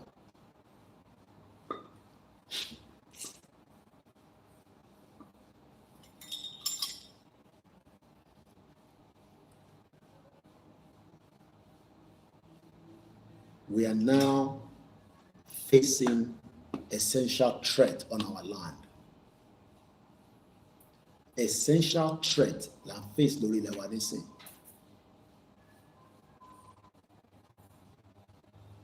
Gbogbo wọn pátá àwọn ẹ̀yà tó kù mo yọ ẹnì kankan sílẹ̀ nínú wọn. They are green snakes under the green grass. Àwọn náà kàn dúró fún the right time tó máa ripe tó máa attack wa. So ẹ̀yin tẹ̀ ń wá against the Yorùbá pé kí Tinubu tó lọ ṣe 2027 ẹ ṣe plead pẹ̀lú ẹ̀ pé kó padà wá sílé, ká wá secure ilẹ̀ Yorùbá yẹn, ká wá redefine ta ni wọ́ ọmọ bàbá ta ni wọ́ lórí ilẹ̀ yìí, ká wá bẹ̀rẹ̀ sí ṣe thorough investigation of who is who. It might take time, but kò ní pẹ́ with digitalization. Yes. Gbogbo tó wà nílé àkọ́kọ́ lock àwọn yẹn sínú ilé, ẹni tó fẹ́ wọlé kò ní lè wọlé, àkọ́kọ́ mú tálá, kò síbi tẹ́ni náà lè fi sá sí. UK is a country that doesn't run after you tó bá níwèé, but they know they'll catch up with you one day. I lived there for 20 years plus. I know what I'm talking about. Ẹni tó níwèé wà ní UK báyìí ní sìn, wọ́n wò kò ṣe pé wọ́n mọ̀ pé wà ń bẹ̀, wọ́n wò wọ́n monitor ẹ̀. Ṣoríjọ́ tó bá máa mú ẹyẹn, ìwọ ló máa lọ fọwọ́ ara ẹ lọ bá wọn, because they can see you. Òun wọnú store ọ̀rọ̀ oúnjẹ, kódà kó máa lo káàdì oní káàdì, wọ́n rí ẹ, wọ́n mọ̀ pé wọ́n kọ́ ló ní káàdì yẹn. Torí pálí tó fi wọlé o ti sọnù, wọ́n mọ̀ pé identity tó ń lò yẹn tó fi ń ṣiṣẹ́ ìwọ kọ́ ló ní, wọ́n mọ̀. But ó ṣe in favour wọn níbì kan, ṣoríjọ́ tó bá máa mú ẹ, ìwọ ló máa fọwọ́ ara ẹ lọ bá wọn.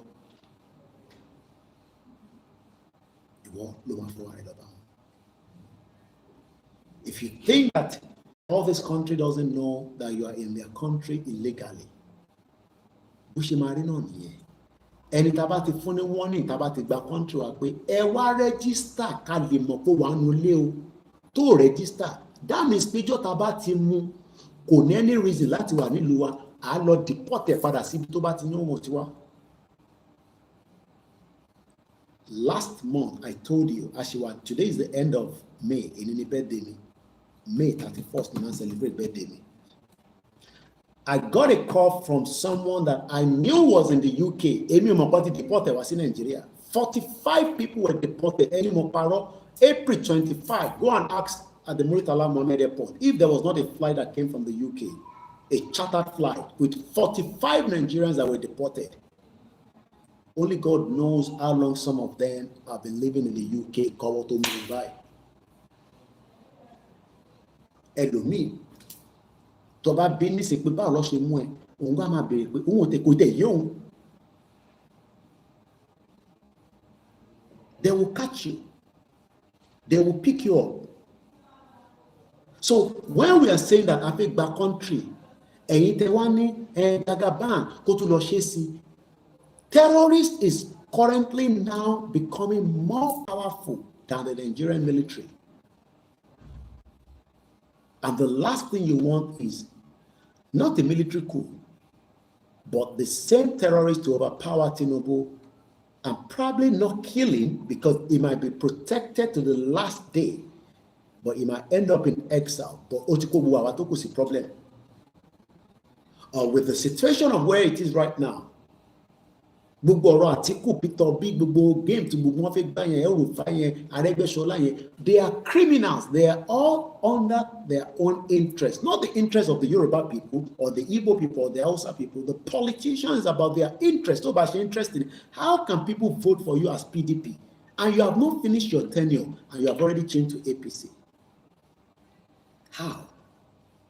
So what about me that say I don't like APC? But I love you because you are PDP. Now you have forced me to go and love APC that I don't love. That is what is happening in Nigeria today. That is going to explode. Everybody is just lying low. Everybody is lying low. They're just waiting for the spark. Let's listen before we come back so that I can move away from this. Pakistan is now training terrorists in Nigeria. I am not surprised because I have followed Pakistan very well. Pakistan harbors a lot of terrorists.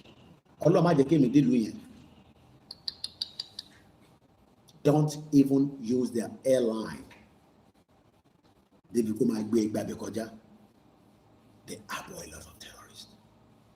So that means they are flying their own people from their country in Pakistan straight into our own Yoruba land and Nigeria or whatever you want to call it and train people. How many have they trained?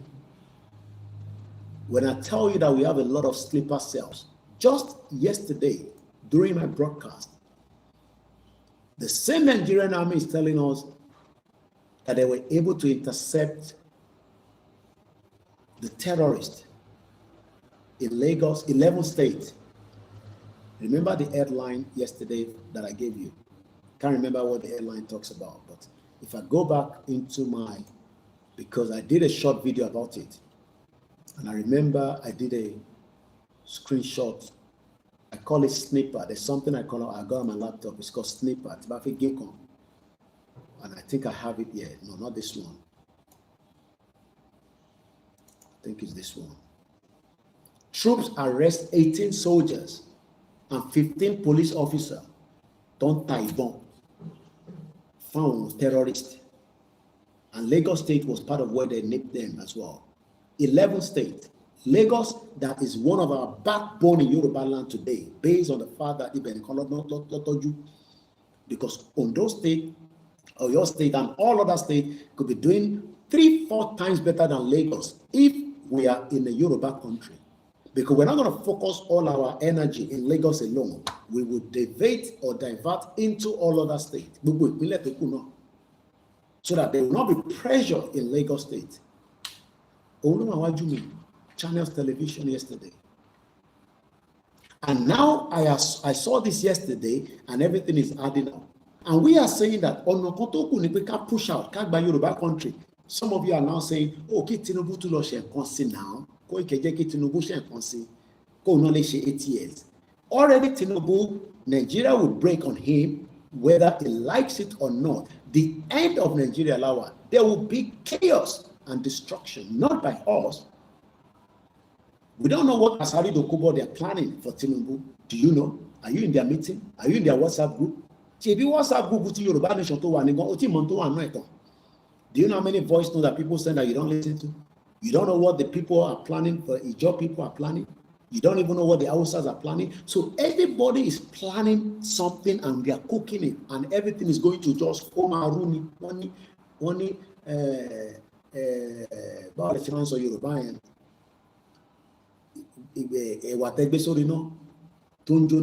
By the time see do you know that people don't know there is a fire until they start seeing the black smoke? And people start finding solution.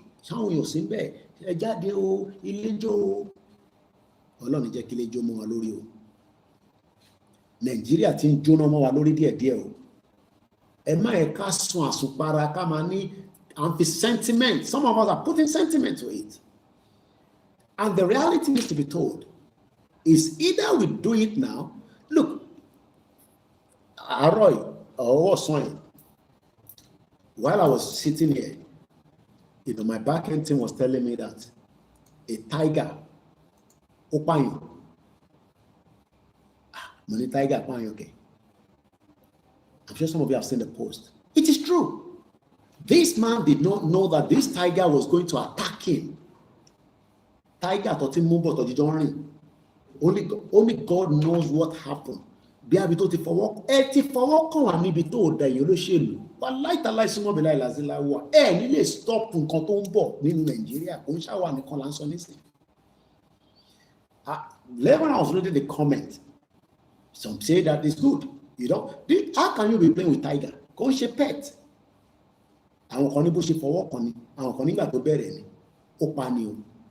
This was captured on a live video. How many of you have seen it? If you have not seen it, the news is still in front of me because this laptop has been on all day. Sleep mode. And this happened in Thailand. But the man that was killed is from India. So Indian news, and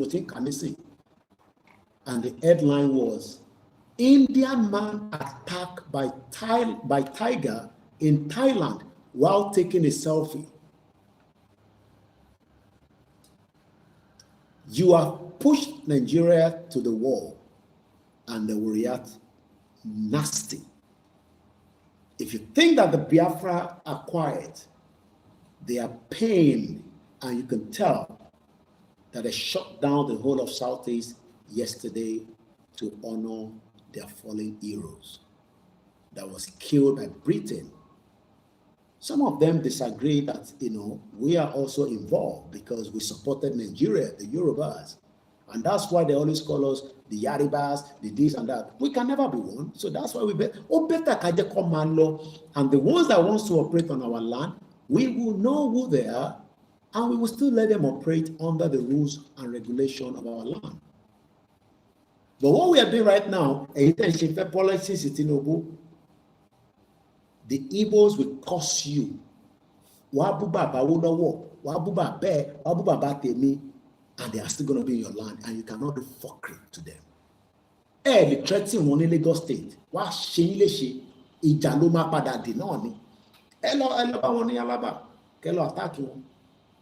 Igbos are telling us now that we cannot have Babaloja in Alaba.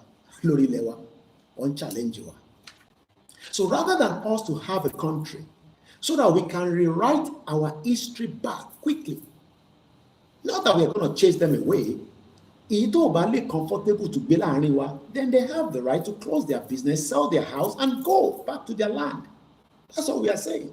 But you want to play the dirty game and the dirty politics and still want to know and abuse the Igbo. Oriope, don't bastard. You cannot have your cake and eat it. You want to attack the same Igbo and you still want to be in Nigeria. You cannot. So we are better off to have different nations, and then we can have citizens of Biafra in our land. Just like I am a Nigerian living in the UK because I think that country. Ẹni tó bá ti gba British passport ló lè máa náwó kì í ṣe Nàìjíríà mọ́ labroad, kò ń ṣe gbogbo èèyàn ló ní British passport. So whatever doesn't have an American passport, it's just a citizen. He has the right to go into America and come back. He doesn't need a visa. That is the difference between me and Saul. I don't need to go to embassy now and apply for visa. I did that in 1998 on my first leg going to UK, and I got my visa in Abuja. 60 million people ló máa ní opportunity láti lọ sí UK. My in-laws now have tried to get them to the UK. They're not giving them a visa.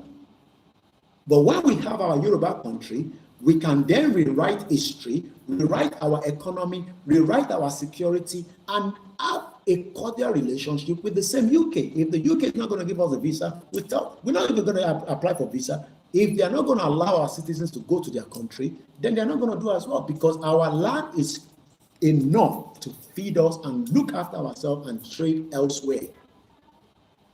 But I want you to understand, you want to fight the Igbo and you still want to be in Nigeria. Don't make it sense. So I want to know one for gbogbo agba game. But the same Aregbesola ate out of Lagos State and then ran to Osun State and become a governor after 8 years. Tinubu stupid. Tinubu don't marry the election. But what happened after 2031? Koikema worry. Tinubu ma restructure Nigeria. Tikuba lopanko to ba kula rin meji kan. No, Tinubu ba lo kula rin meji ẹ̀yin lẹ̀mí ẹ̀ ni. Mo bẹ̀rẹ̀ mi o, ṣẹ́yìn lẹ̀mí ẹ̀ tó bá kula Buhari òkú ìwọ mọ̀ bí Buhari gangan nìyẹn. Mo bẹ̀rẹ̀ mi. Why are the Yoruba people thinking stupidly and they're using paperwork and they're saying we are doing analysis? Which way the analysis lens? Let's get the hell out of this country now. Let's have a Yoruba country so that we can stop Pakistan from bringing any terrorists closer to Yoruba land. Because right now Yoruba land is just open to every dick and harry. We don't know. I met a custom officer recently, this last week. The Friday, but week gone.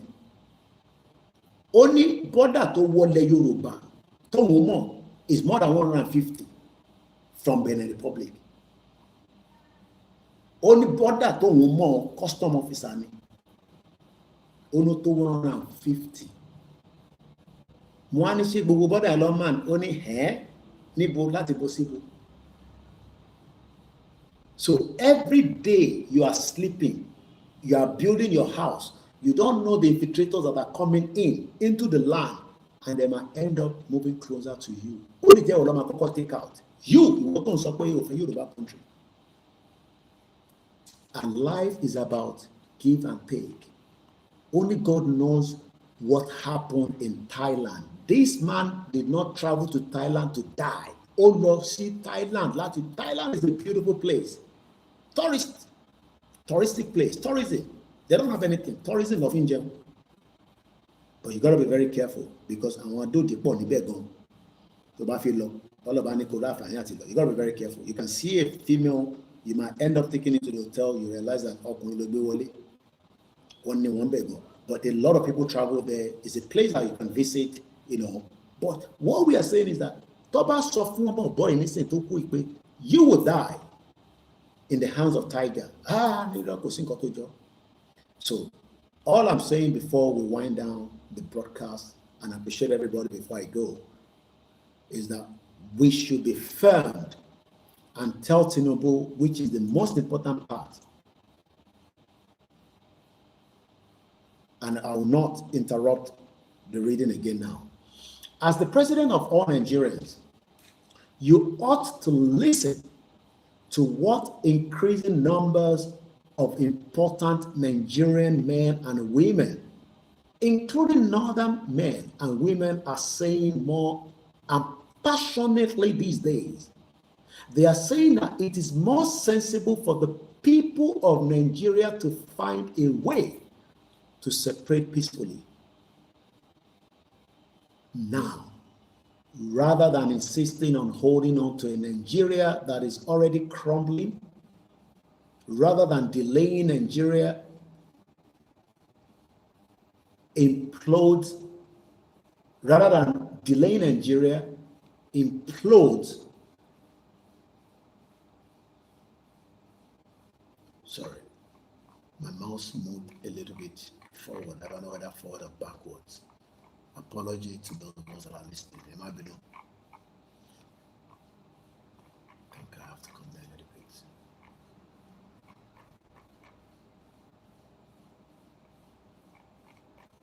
Sorry about that, everybody.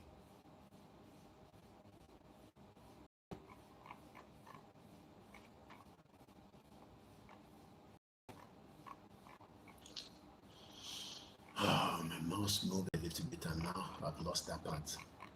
I'll find it in a minute. While I'm trying that, let's continue with this. The Nigerian military has now arrested 4 Pakistani nationals suspected of arms trafficking and training terror groups in the country's northeast. Sharing the detail, the army said that the arrested men were also offering some technical and tactical support to groups like the ISWAP and the JAS. Rather than insisting on holding on to Nigeria that is already crumbling, rather than delaying until Nigeria implodes in a generalized and messy war that could take millions of lives. I have said it, millions of people will die before we cross the other way around. Already millions of people are dying in Nigeria if you go back from 1960 or from 1914. So whatever we add to it is just going to make it a million. So it's not literally that 1 million people will die. I have said 1 million people will die before we go. But Tabalawo 1914, death that should not have happened, death should have been avoidable from 1960, from 1999, you realize that it is already close to 1 million. So whatever happens will be a top up to make it 1 million. The signs are already unmistakable. The signs are there. Everybody can see the signs, but we live in denial. The signs are there. Google signs that Nigeria is crumbling, Nigeria is dying, Nigeria is dead. But we are living in denial. Like Tinubu is playing politics with the lives of indigenous people. The signs are already unmistakable. War, Ogun, WAR, is already on in Nigeria. How many people agree that there's a war in Nigeria right now? And now I'm not reading the comment because I'm trying to focus. I know a lot of you are commenting. I will catch up with it. I will read it. I am not in a hurry. Please go and sleep. I am still celebrating my birthday. I should be speaking to my children. They are in holiday, my wives, but I'm still here. You know, they've accepted their fate that in Togoland fishing here. I will still have time with them tomorrow. But you are spending the birthday with me. I know a lot of you expected the rally to have happened in the month of May. Our father said the rally is not yet cancelled. Well, not a cancelled rally. When rally is in Bo or 41 Begiri. Our deck Kodani. So, can you eat the soup where rats don't enter? Even if you are hungry, you eat that echo on its own, but not with that stew. So I don't want us to feel upset, angry with ourselves when our leaders knows exactly the way around. Some might be telling you, that is why I am telling the politician that pain at me is better than listen, or else they will find themselves in a hot soup.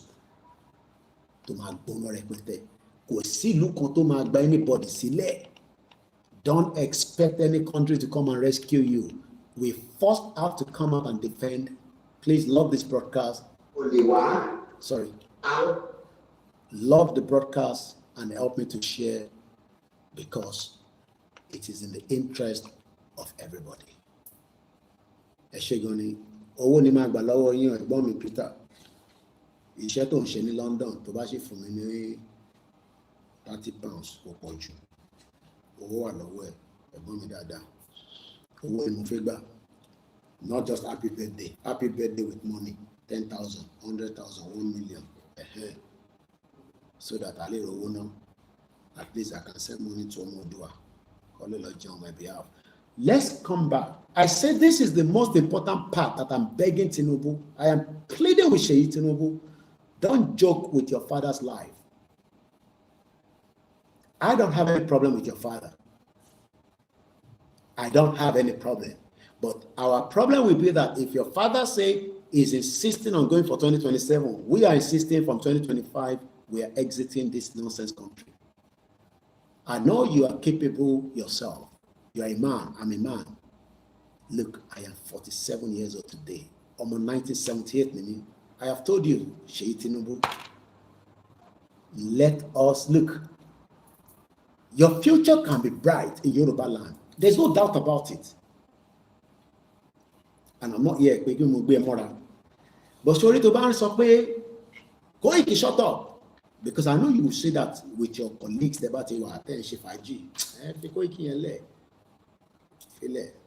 You cannot bribe me. That's number one. But you will not be the governor of Lagos State. We will destroy everything. There will not be Lagos State. I am 47. I have lived life to the fullest.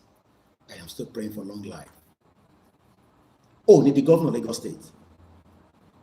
I can assure you that. You will not be the governor of Lagos State. Everything will be done to make sure that our exit happens before 2027. That is why we are pushing now. And you cannot come and be Lagos State governor while someone who is still there. Hey, they declare state of emergency. But Bell to Bell to declare state of emergency. Lórí ilẹ̀ wa. Òun kàn nílé padà sí Bodyland. Mélòó ni Bodyland sí ẹ máa gbé gbogbo Bodyland lọ sí Abuja ni. Ẹ má doubt it, àwọn ọmọ Yorùbá ti wà in pain, àwọn ọmọ Nàìjíríà wà in pain. The whole country will explode. Bàbá ẹ máa ṣẹ̀wọ̀n ni. Ìtí bàbá Akíntóyè ní sọ fún ẹni yẹn, bàbá ẹ máa padà ṣẹ̀wọ̀n, ẹ̀wọ̀n ló máa kú sí. Kò sárúgbó pé arúgbó àgbàlagbà ń ṣẹ̀wọ̀n láì lóyìnbó wá ṣe abẹ́ máa ṣẹ̀wọ̀n. Ẹ sọ fún Ṣèyí Tinubu bẹ́ẹ̀.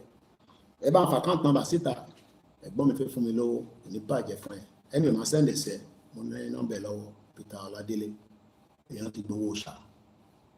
Ó ti bínú sí mi tán nígbà tí gbowó wá, wà padà sort it out. Nǹkan pè lẹ́gbọ́n àbúrò nìyẹn. Kò ní bàjẹ́ fún láíláí. Ẹ sọ fún Tinubu, I will read this many times. Kó tó di pa jáde fún rally. There are signs that Nigeria is currently at war. Àti wà nínú ogun. Even Professor Wole Soyinka said that. What do you expect me to do when we are currently at war? All I can advise is everybody go and mobilize. That is what we are doing right now. So any diaspora, go back to your groups, Ìlànà Ọmọ Oòduà, YSDM Europe, and fund them so that they can help your people back home. I can assure you that your people on the ground will defend the ancestral land on your behalf. Ketode. Call Emola, call all the groups in London, in America, in Canada, and start funding it. Some of you have not want to do anything now because you are thinking that it's not going to happen. If you can still help now, I am saying call the YSDM Euro Central, the Ìlànà groups who are in America, who are in Canada. Fund them. And if you don't want to fund them, call your people on the ground and prepare them because Ijambo, Ijakide. Àwọn tó ń gbógun bọ̀ multiply fún yín nísìn Pakistan ń train àwọn èèyàn àwọn ọ̀rẹ́ èèyàn train àwa o. I wish I have learned how to use gun, but I didn't have the time. One train phone, I could have gone for a training, but I didn't have the time because I was too busy in the last 5 years doing this. But my only weapon is my mic. Hey, Michelle, you see this mic? That is my own weapon for now. I will use it to destroy the image of Nigeria because Nigeria is not a country. And anybody should come and prove to me that Nigeria is a country that Yoruba people should start, trying to work with. We are not Tinubu. That's why we are warning Tinubu. It cannot stop the agenda for Yoruba to become an independent country, because Awolowo died. Tinubu will die as well at some point. When, I don't know. So Tinubu kokoko lele. Nobody can stop it. Obama pada waja no ni. Where is the Alaafin Ana? Where is Oni of Ife Ana? Gbogbo wọn ti ṣe kíni? Wọ́n ti lọ. So that shows that the people that we see before, we can't see them anymore. So one day will be one day. Yoruba land will be there, and whoever doesn't want it to be there,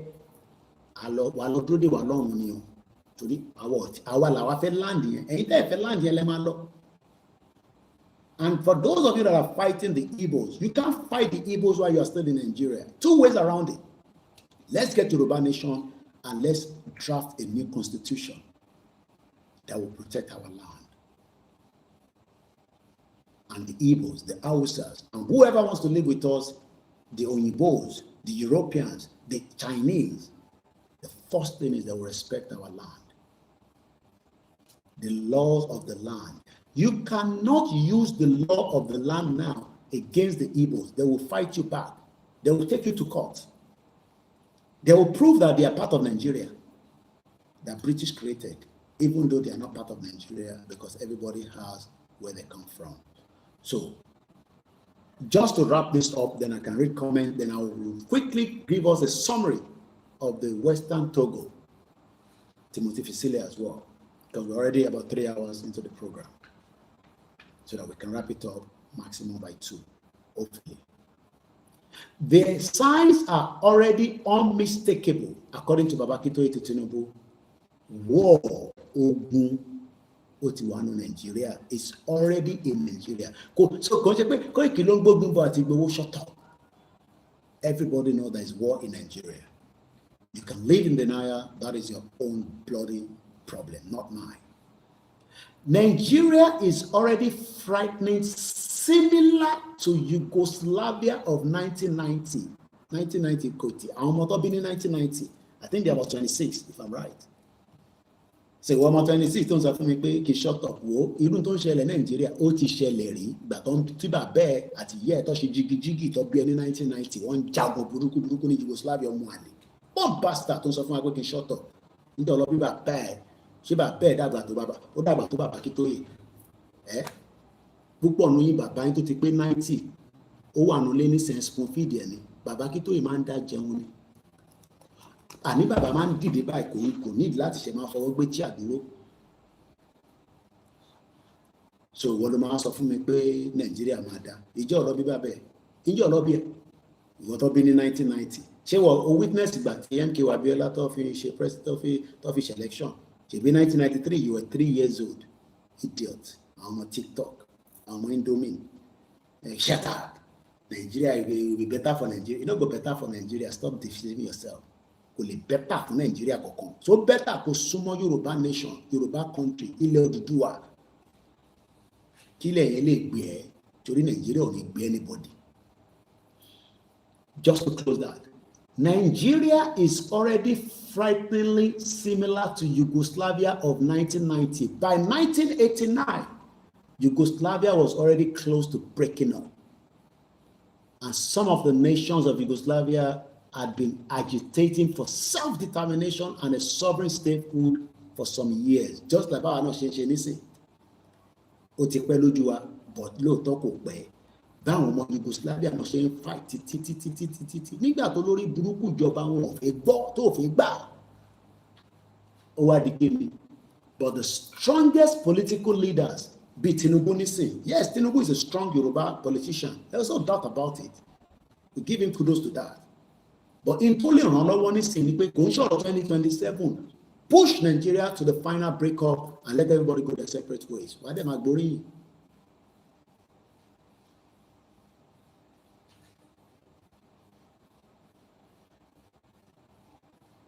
Some of them, like Tinubu today, refuse and insisting on holding Yugoslavia together. àwọn politician, àwọn Yayi, Dàpọ̀ Abíọ́dún, Gbénga Daniel, tábà yàbò wọn, no, tábà yàbò wọn ṣáwọn lè dúró, mélòó lára wọn, mélòó lolóṣèlú tó fẹ́ ní ọlọ́pàá mélòó la máa pèsè wá kó gbogbo ọlọ́pàá tó wà ní barracks jáde. A ní àbá nìkankan jà, àwọ̀ wá jà, ìjà kọ́ la fi jà, bọ́ àkíṣọ́mọ àlè, àdẹ̀ṣe cowards, bọ̀ múra sílẹ̀ fún ogun.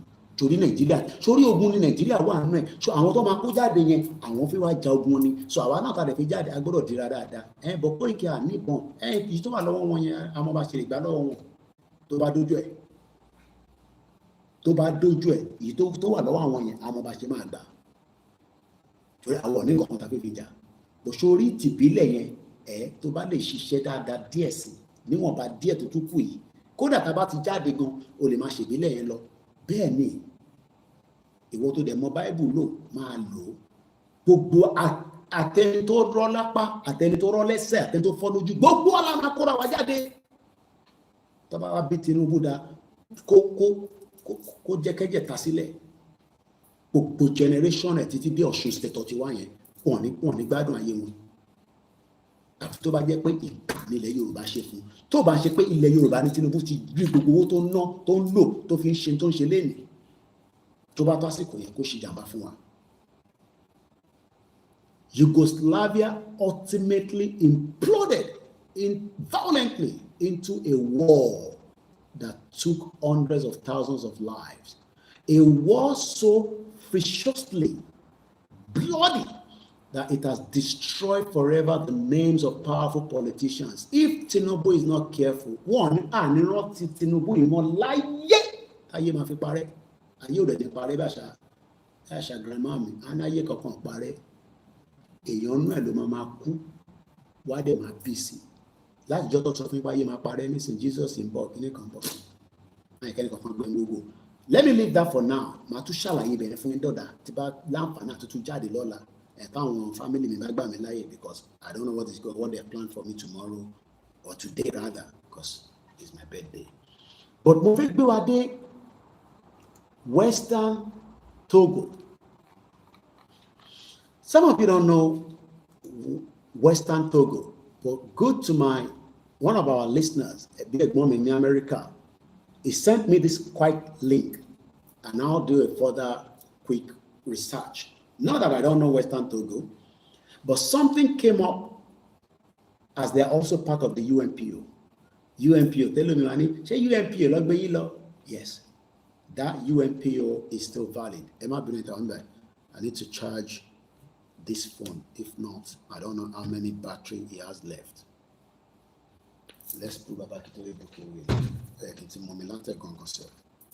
I need to charge this because this is going to go off if I don't charge it. Let's use this one. I hope this one is not giving. No, let's use another one. Nigeria no bound to war anything. We go battery want to cool shit whole country. Let's take a bit of water.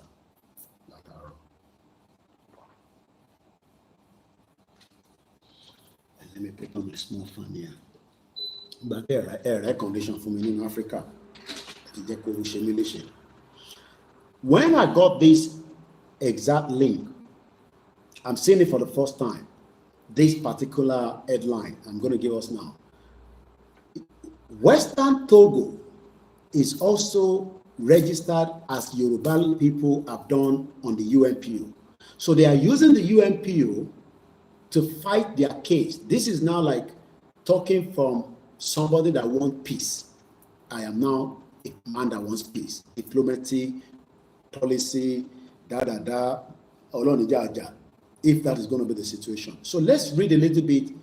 But before we even go into reading a little bit, we first need to understand this Western Togoland. And the best person that can give us this is one professor that we have used a lot of his video. I call him, I've sent him an email before. I told him to talk about Yoruba people, but maybe he hasn't found the time to do so. His name is Professor James Key Lindsay.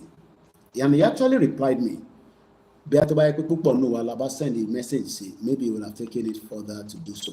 Now, there is something that he has done 4 years ago by giving us a background of this Western Togo. Western Togo is another country that criminal Britain joined with Ghana. I'm just giving you the debrief so that you have an idea. The mess. Let me close some of what I've opened because it seems my browser is overworking. At Isonipa Island, Mutisonipa United Nations, Nigeria became a member of the United Nations in 1960, October 7. We'll finish it together in just 20-something minutes. It will not be more than 3 hours, 30 minutes. Even though I still want to appreciate every single one of you and those of you that have left already. Now, we want to talk about the Western Togo, and I'm just going to post just a brief. I will go video here just to back it up. And Mama Sonto Shele between Western Togo and Ghana. Western Togo is a self-proclaimed state. Kilongwe is self-proclaimed. A number of politics have declared independent and sought diplomatic recognition. What we don't want to do is we go straight and declare, but we are still going to need recognition. But what we want to do is that we need our kings. They are not going to do it, which they could have been better for us. Yoruba nation not going back. It makes it very easy. But they're not doing it because they're part of the British stooge. Britain, the few that are not working for Britain probably don't have the voice as that is where we need the millions of Yoruba people to come out and defend the land. It might be anybody because of the time tonight. So, Western Togo, which is considered by international community to be part of Ghana. The last thing we want is that we don't want to end up where, even if we have got to where we would declare Yoruba nation, they are still going to tell us, no, we are Nigerians. No. We are declaring and everything inside Yoruba land cease to exist as Nigeria. That way, at the first tight corner, they will have to negotiate with us because they will not be able to use our port. They will not be able to use our land, our sea. We will stop everything. Stop then they will start talking to whoever is our leader. Who is our leader? You can be part of the committee. Join together because that question is always rising up. No, not those criminal politicians. But what the world is doing is they play the same game. The first thing is, Western Togo what Ketolo join. Yes. Let's listen to Professor Lindsay that is explaining that to us here. The Western Togoland Restoration Front announced the creation of an independent state of Western Togoland in southeast Ghana. In the weeks that followed, a number of violent incidents occurred across the region, suggesting that a serious secessionist uprising may now be emerging. But what exactly is the Western Togoland issue, and just how seriously should we take these current developments? So he's going to explain to us what is Western Togo and how did he got to the stage where they are right now. Let's go back. New to the channel, my name is James Curlington, and here I take an informed look at international relations, secession, independence, and the origins of countries. Around the world, there are many territories that have come together either voluntarily or against their will.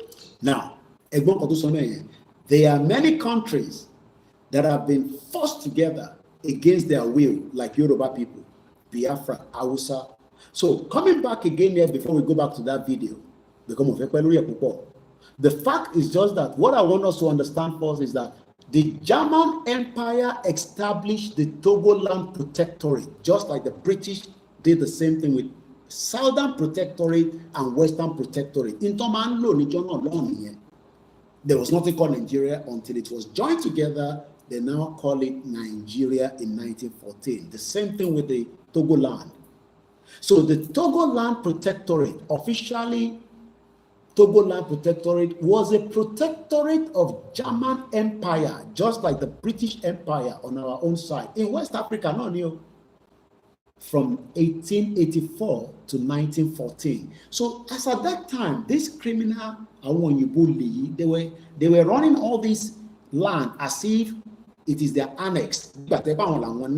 So what we want to do now is to challenge Britain that this land does not belong to you, and we would have to ask you to renegotiate your terms and conditions with the Yoruba government. But Britain doesn't want to do that. Britain wants to continue to use Nigeria against the will of the indigenous people and force us to 2075 and say, if we another 50 years, cut off just to share. That is what Britain is proposing to Yoruba people and Nigerians, that we will live after 2075 and hand it officially to you. If we wait for that, many of you will not cease to be alive. I will be 97 years old. The chances that I will be alive, I don't know. So you can think about it now, whether we fight it together or you leave it for Britain to come and give it to you in 50 years' time. That is even if. So just to jump forward, I should want to share analysis that now, the actual story that came out from this Western Togo, now that I've given you some background, I don't have to go further with, Professor. If I just go further, it's still going to say the same thing I'm saying, but in his own words. So rather than waste time there, on the 17th of May, which is just this month, about 13 days ago, 2025, the UNPO, then your more value, Tiba Bakito Egbewalo, Tafinche backing or Yoruba nation, is celebrate the recent decision made by the Economic Community of West African States, don't put me ECOWAS, court, just like ECOWAS favor Igboho as well during his fight with the federal government. I'm sure some of you forgot that, because we told you then that we took Nigeria to ECOWAS court, even though the case with the International Criminal Court is still there, but that takes a long time. But now, UNPO, one Western Togo celebrate. They are not a country yet, even though they are declaring that they have already become a country, but they have not gained recognition. That Court of Justice, which found that the Republic of Ghana, don't follow Europeans, just like Tinubu follow France. All these criminal presidents that they call themselves that they are president of Africa, has breached the fundamental human right of the peoples of Western Togo, is now ordering the Ghana government to pay $75,000. I don't think Ghana is going to pay, because Ghana doesn't recognize them as country. Ghana believe that Western Togo is part of them because 1956, if I go further, during the First War in 1914, Britain and France invaded the Protectorate. France, every France at the Britain about but something now happened. Togoland became a United Nations Trust Territory. Trust Territory, where the successor of the remaining League of the Nations mandate and came into being when the League of Nations ceased to exist in 1946. That was under the British administration. In 1956, British Togoland status plebiscite. Most of the lawyers in Nigeria are about self-determination. Why are we not having a plebiscite to decide whether we still want to remain one or not? But all these criminal lawyers that are today will tell you, no, Nigeria is still working so that they can continue to fight on behalf of the criminal politicians after election. Like Tinubu will say, go to court. there was a Togoland status plebiscite. 58% of the Western Togolese voted to integrate into what would become the independence of 1957 of Ghana. 158%. They had a plebiscite. Today, the Nigerian government is running away from asking the Biafra if they truly want to remain in one Nigeria or not, or the Yorubas or the Hausas. Rather, they're telling everybody, election Timboya, Egba 5,000, MOBVN, all these criminal bomb bastard politicians. Now, on the May 9, 2007, the Homeland Study Group Foundation unsuccessfully tried to declare the independence of Western Togoland. On the 7th of May 2019, the National Executive of a volatile separatist group, Homeland Study Group, Emmanuel Agbovo, has rejected the claim that the group had a militia. Independent. On September 25, 2020,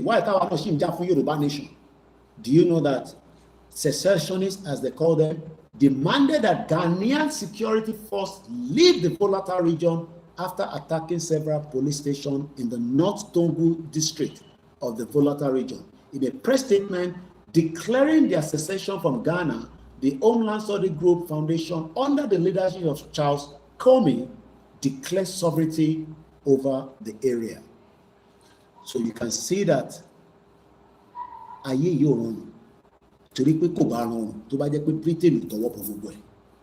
we will blame Britain and France for majority of the obstacle that every African country is enduring today.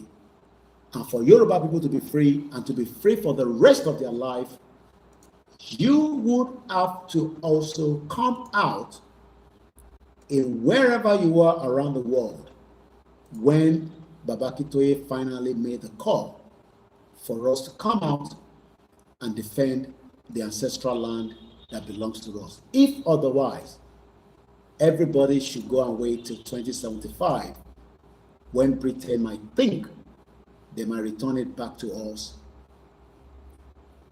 peacefully, even though I know it will not happen. So let me quickly say thank you so much, Muki, our Stella Shoda, and good evening to you as well. Muki, Yawa Taiwo Kikefa Somi. Please, we want proof Akintoye and CSI to call on Yoruba hip-hop star, Fuji star, Christians, Islamic singer to support Yoruba nation to make it stronger and faster. Some of them might respond. I might not have the time to play the music tonight, but we played it the other day, and we might play it some other day as well. Yes, if all the Fuji stars, the Christians and Islamic singer all support Yoruba nation, it will go and lead us faster. But they're not going to do so because some of them are scared and some of them are puppets to politicians. Muki our comfort, Anuluapo Eshegonima, Grandma Muki Mufitoto, Darukoima Eshegon, sister me, Muki Dada Alaba, Onka Radio TV, the undefeated White Lion. Thank you so much, Muki Babawa, Simon Oyedari DBC. I'm just winding up now, so I'm just greeting our people before we all go to bed. Prince Adebayo Shichumuki, Idowu Matthew Otumba Olamilekon Adebowale, Mr. Kola says, happy birthday to you, brother. You are not a destroyer of Nigeria, but the creator of Yoruba nation. Nigeria destroyed itself. Eshegoni, I am not a destroyer. Nigeria destroyed itself because it never gave everybody the opportunity to have a better life. Thank you so much. And I love when people give me advice. Mukiba Bawai Dewumati, happy birthday, Mr. Koiki. Kenzie Abiola Faponda say Ekweto, and in the Usmani Ekweto. Yawa Stella Shoda says, I wish you happy birthday, long life and prosperity, and good health, peace and mind riches. May God bless your new age, which is very, very important. Because Tabala Lafia no Muki Yawa Olachirekoka for the super chat. Mr. Victor Adebayo said 90% of the people are super hungry. Nigeria is history, Yoruba nation now. Akewumi Babalola, Yoruba nation not going back. Prophet Amure Oluwashola. Ekweto sir, Mr. Koiki, Yoruba nation no going back. Mukimam Simila and Mr. Waris Jinadoni. European Union is an association that was born in the 90s, an indigenous self indigenous people self-determination, like indigenous Yoruba land, is unlike EU, UN, and AU. Atiwa before our organization, and we need to push to get back as the lead of the world. One more power in Romalade, and they will do everything to want to take us down. Mokiyawa Esther Ewetriga, she called me this morning. Thank you so much, Grandma Eshegoni JP. Waris Jinadu says EU, AU, UN is not an indigenous people, and they don't give you a country. All these people don't give any country. I mean, this organization. Mr. Jacob Gabon, Koiki with a super chat. Happy birthday to you. Thank you so much. My mom says, Waris Jinadu, Koikimedia, long life and prosperity on your strive towards Yoruba land nation self-determination. I want us to remain focused. Let us not be determined. Let us not be weak. Whether we are out or not, be rest assured, we may not be doing everything Yoruba nation when we are out of the broadcast, but I can tell you that 80% of my day is focused on how we can actualize our dreams. Somebody called me from Owode local government. These are people that have been part of the movement, but they were having some concern just about tonight.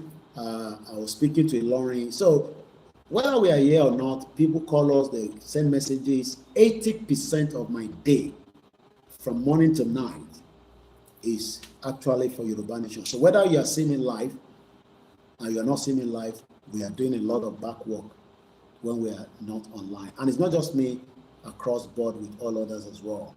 Mokiyawa Esther Wetiga. It is a bloody cheek for Pakistan to come to Nigeria to train Boko Haram. Terrorist country, Niluyen said. Tomorrow or day before, or after tomorrow, I'll say, I will give us more reason why I say that.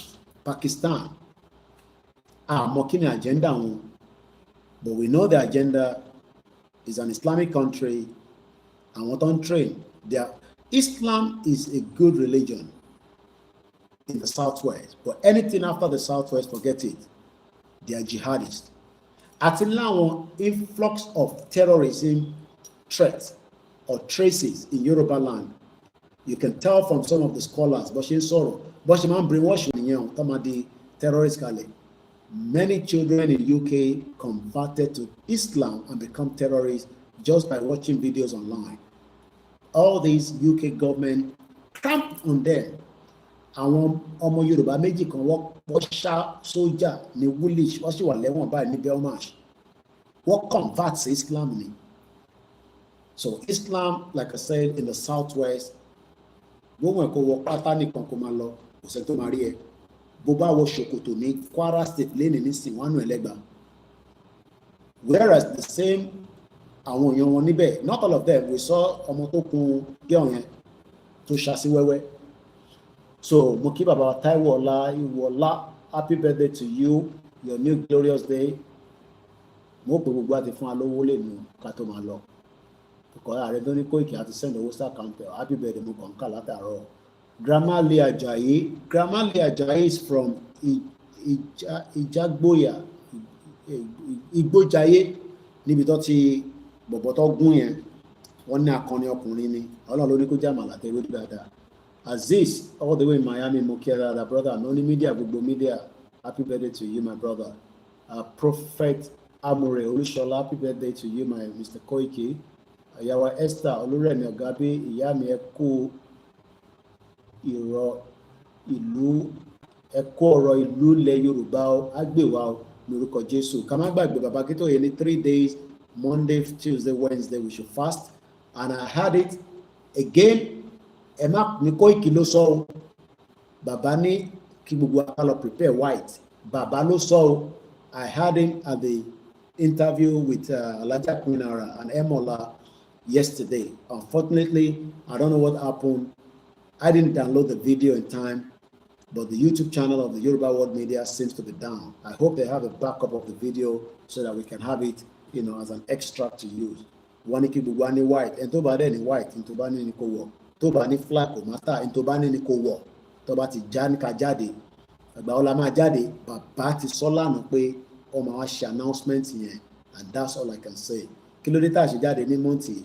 Bàbá ní àmọ́ wa jáde, wa sọ bàtà máa jáde. That's all I can say. We follow our leaders, we follow the instruction. Tó bá dẹ̀ náà lè follow wọn. Tó bá dàárọ̀ la kó jáde, Tinubu kúkú ti wà lẹ́kọ̀ọ́. So àmọ́ tó máa ṣe fún yín. But tí gbogbo bá jáde, kò lè ṣe kankan fún gbogbo wa. Torí a mọ̀ pé bàbá Akíntóyè ti fohùn síta. A kọ̀ máa dún hún lábẹ́lẹ̀ níbi ẹlẹ́dẹ̀. Tó bá wọn kó gbọ́, kó má wọn kó má gbọ́. Mo kí ẹ lẹ́ẹ̀kan sí Azeez. Mo kí bàbá wa Waris. Mo kí ta ló tún wà ń bẹ̀ before I go. Ìyá mi Ajé Olókun, mo kí ẹ ṣe gan-an ẹ̀kọ́ àìsàn gbogbo wa. Happy birthday once again from ìyá wa Ajé Olókun. Mo mọ̀ pé ìmọ̀ fọwọ́ ránṣẹ́ sí mi náà. Account number me is there again in case you want it. Let me post it out for those of you that are asking. Let's go on the Facebook and also appreciate those of you that are there on the Twitter. Ìyàwó Adarejo Moshe gbogbo ìtawà lórí Twitter space. Somebody is asking for a request. I'm sorry, it's too late. Queen Beauty, I'm very sorry. I gotta go to bed now. We pray for Simon Ekpa. We should not be concerned about the game that Nigeria is playing with Finland. They will give him 6 years for terrorism. Let Musa travel to defend Nigeria at the court. They will finish them. They cannot. I told you they are not going to bring Simon Ekpa back. But Nigerians are gullible idiots. They go with the Nigerian media. Simon Ekpa, we go come Nigeria, we can't go prison, we go deal with if àwọn Igbo náà bá jà ó bomb bastard tẹ bá ra àwọn Igbo tó ṣe ń bu ọ fẹ́ràn bó ṣe wà yẹn o. So but Ọlọ́run àbá wa yọ níbi tó wà just like Ọlọ́run yọ brother wa náà.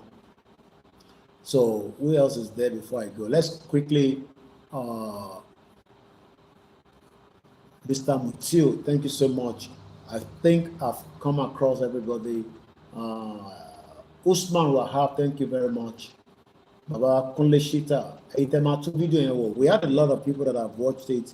Some of them have just watched it. They just want to know what next. Kilo Mashele, continue to tell lies. Well, Britain told you too much lies, so you will not even know when we are telling you the truth. Because you have lived under lies for the 110 years of our lives. Iraq. And what is the lie? Nigeria. If only we know what we know now, many years ago, things would have shut down prior before now. But never too late, they say. Moki Peter Ladile, Moki Mr. Ola Omoba, Moki Bobo groups, Patapata, Ilana Modua, Fellow Doom, Ishokan Modua, London group. And we're using this opportunity before I go. There's going to be a burial of one of our uncle. The wife is in London. They are strong member of the Yoruba Nation campaign movement. Whoever is in London or whoever can travel down, it would be great if we can honor the family. Moki Mr. Dewale Abdulwasiu, thank you so much. I want to give all the details of the burial. The father, the uncle, the grandfather that died is Mr. Samuel Ajibola Bamidele Adesonya. Let us give him 1 minute of our time for his soul to continue to rest in peace, and those that have died as well. 1 minute from now.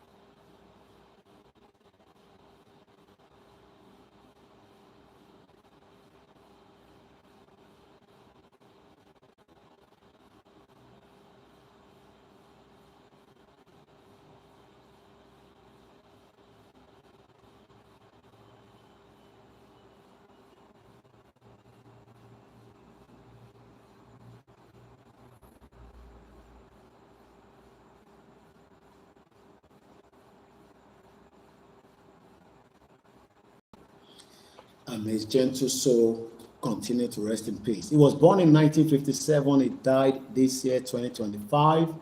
The service of song would take place at St. Barnabas Church in Omartin Street. I'm sure many of us know Omartin is very close to Omartin Hospital. E96 Delta Lima. The flyer is already out there. It's going to happen at 7 p.m. sharp. Dress code is white.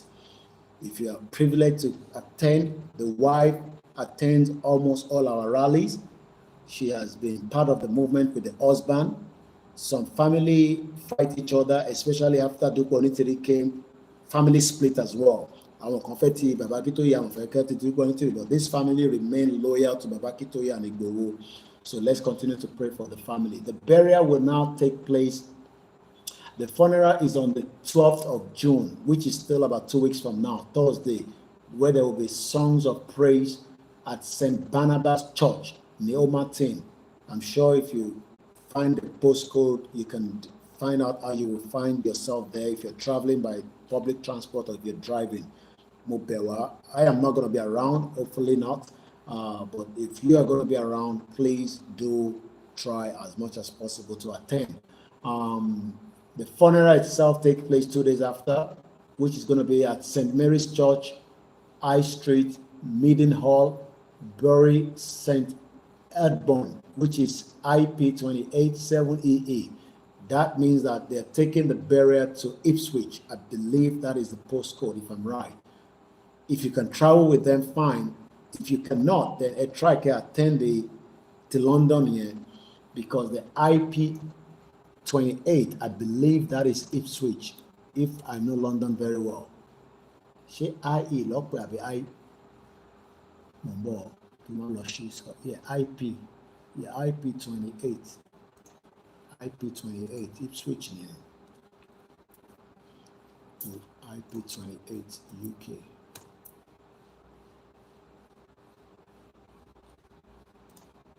Yeah, Suffolk. Yeah, Midland. Yeah.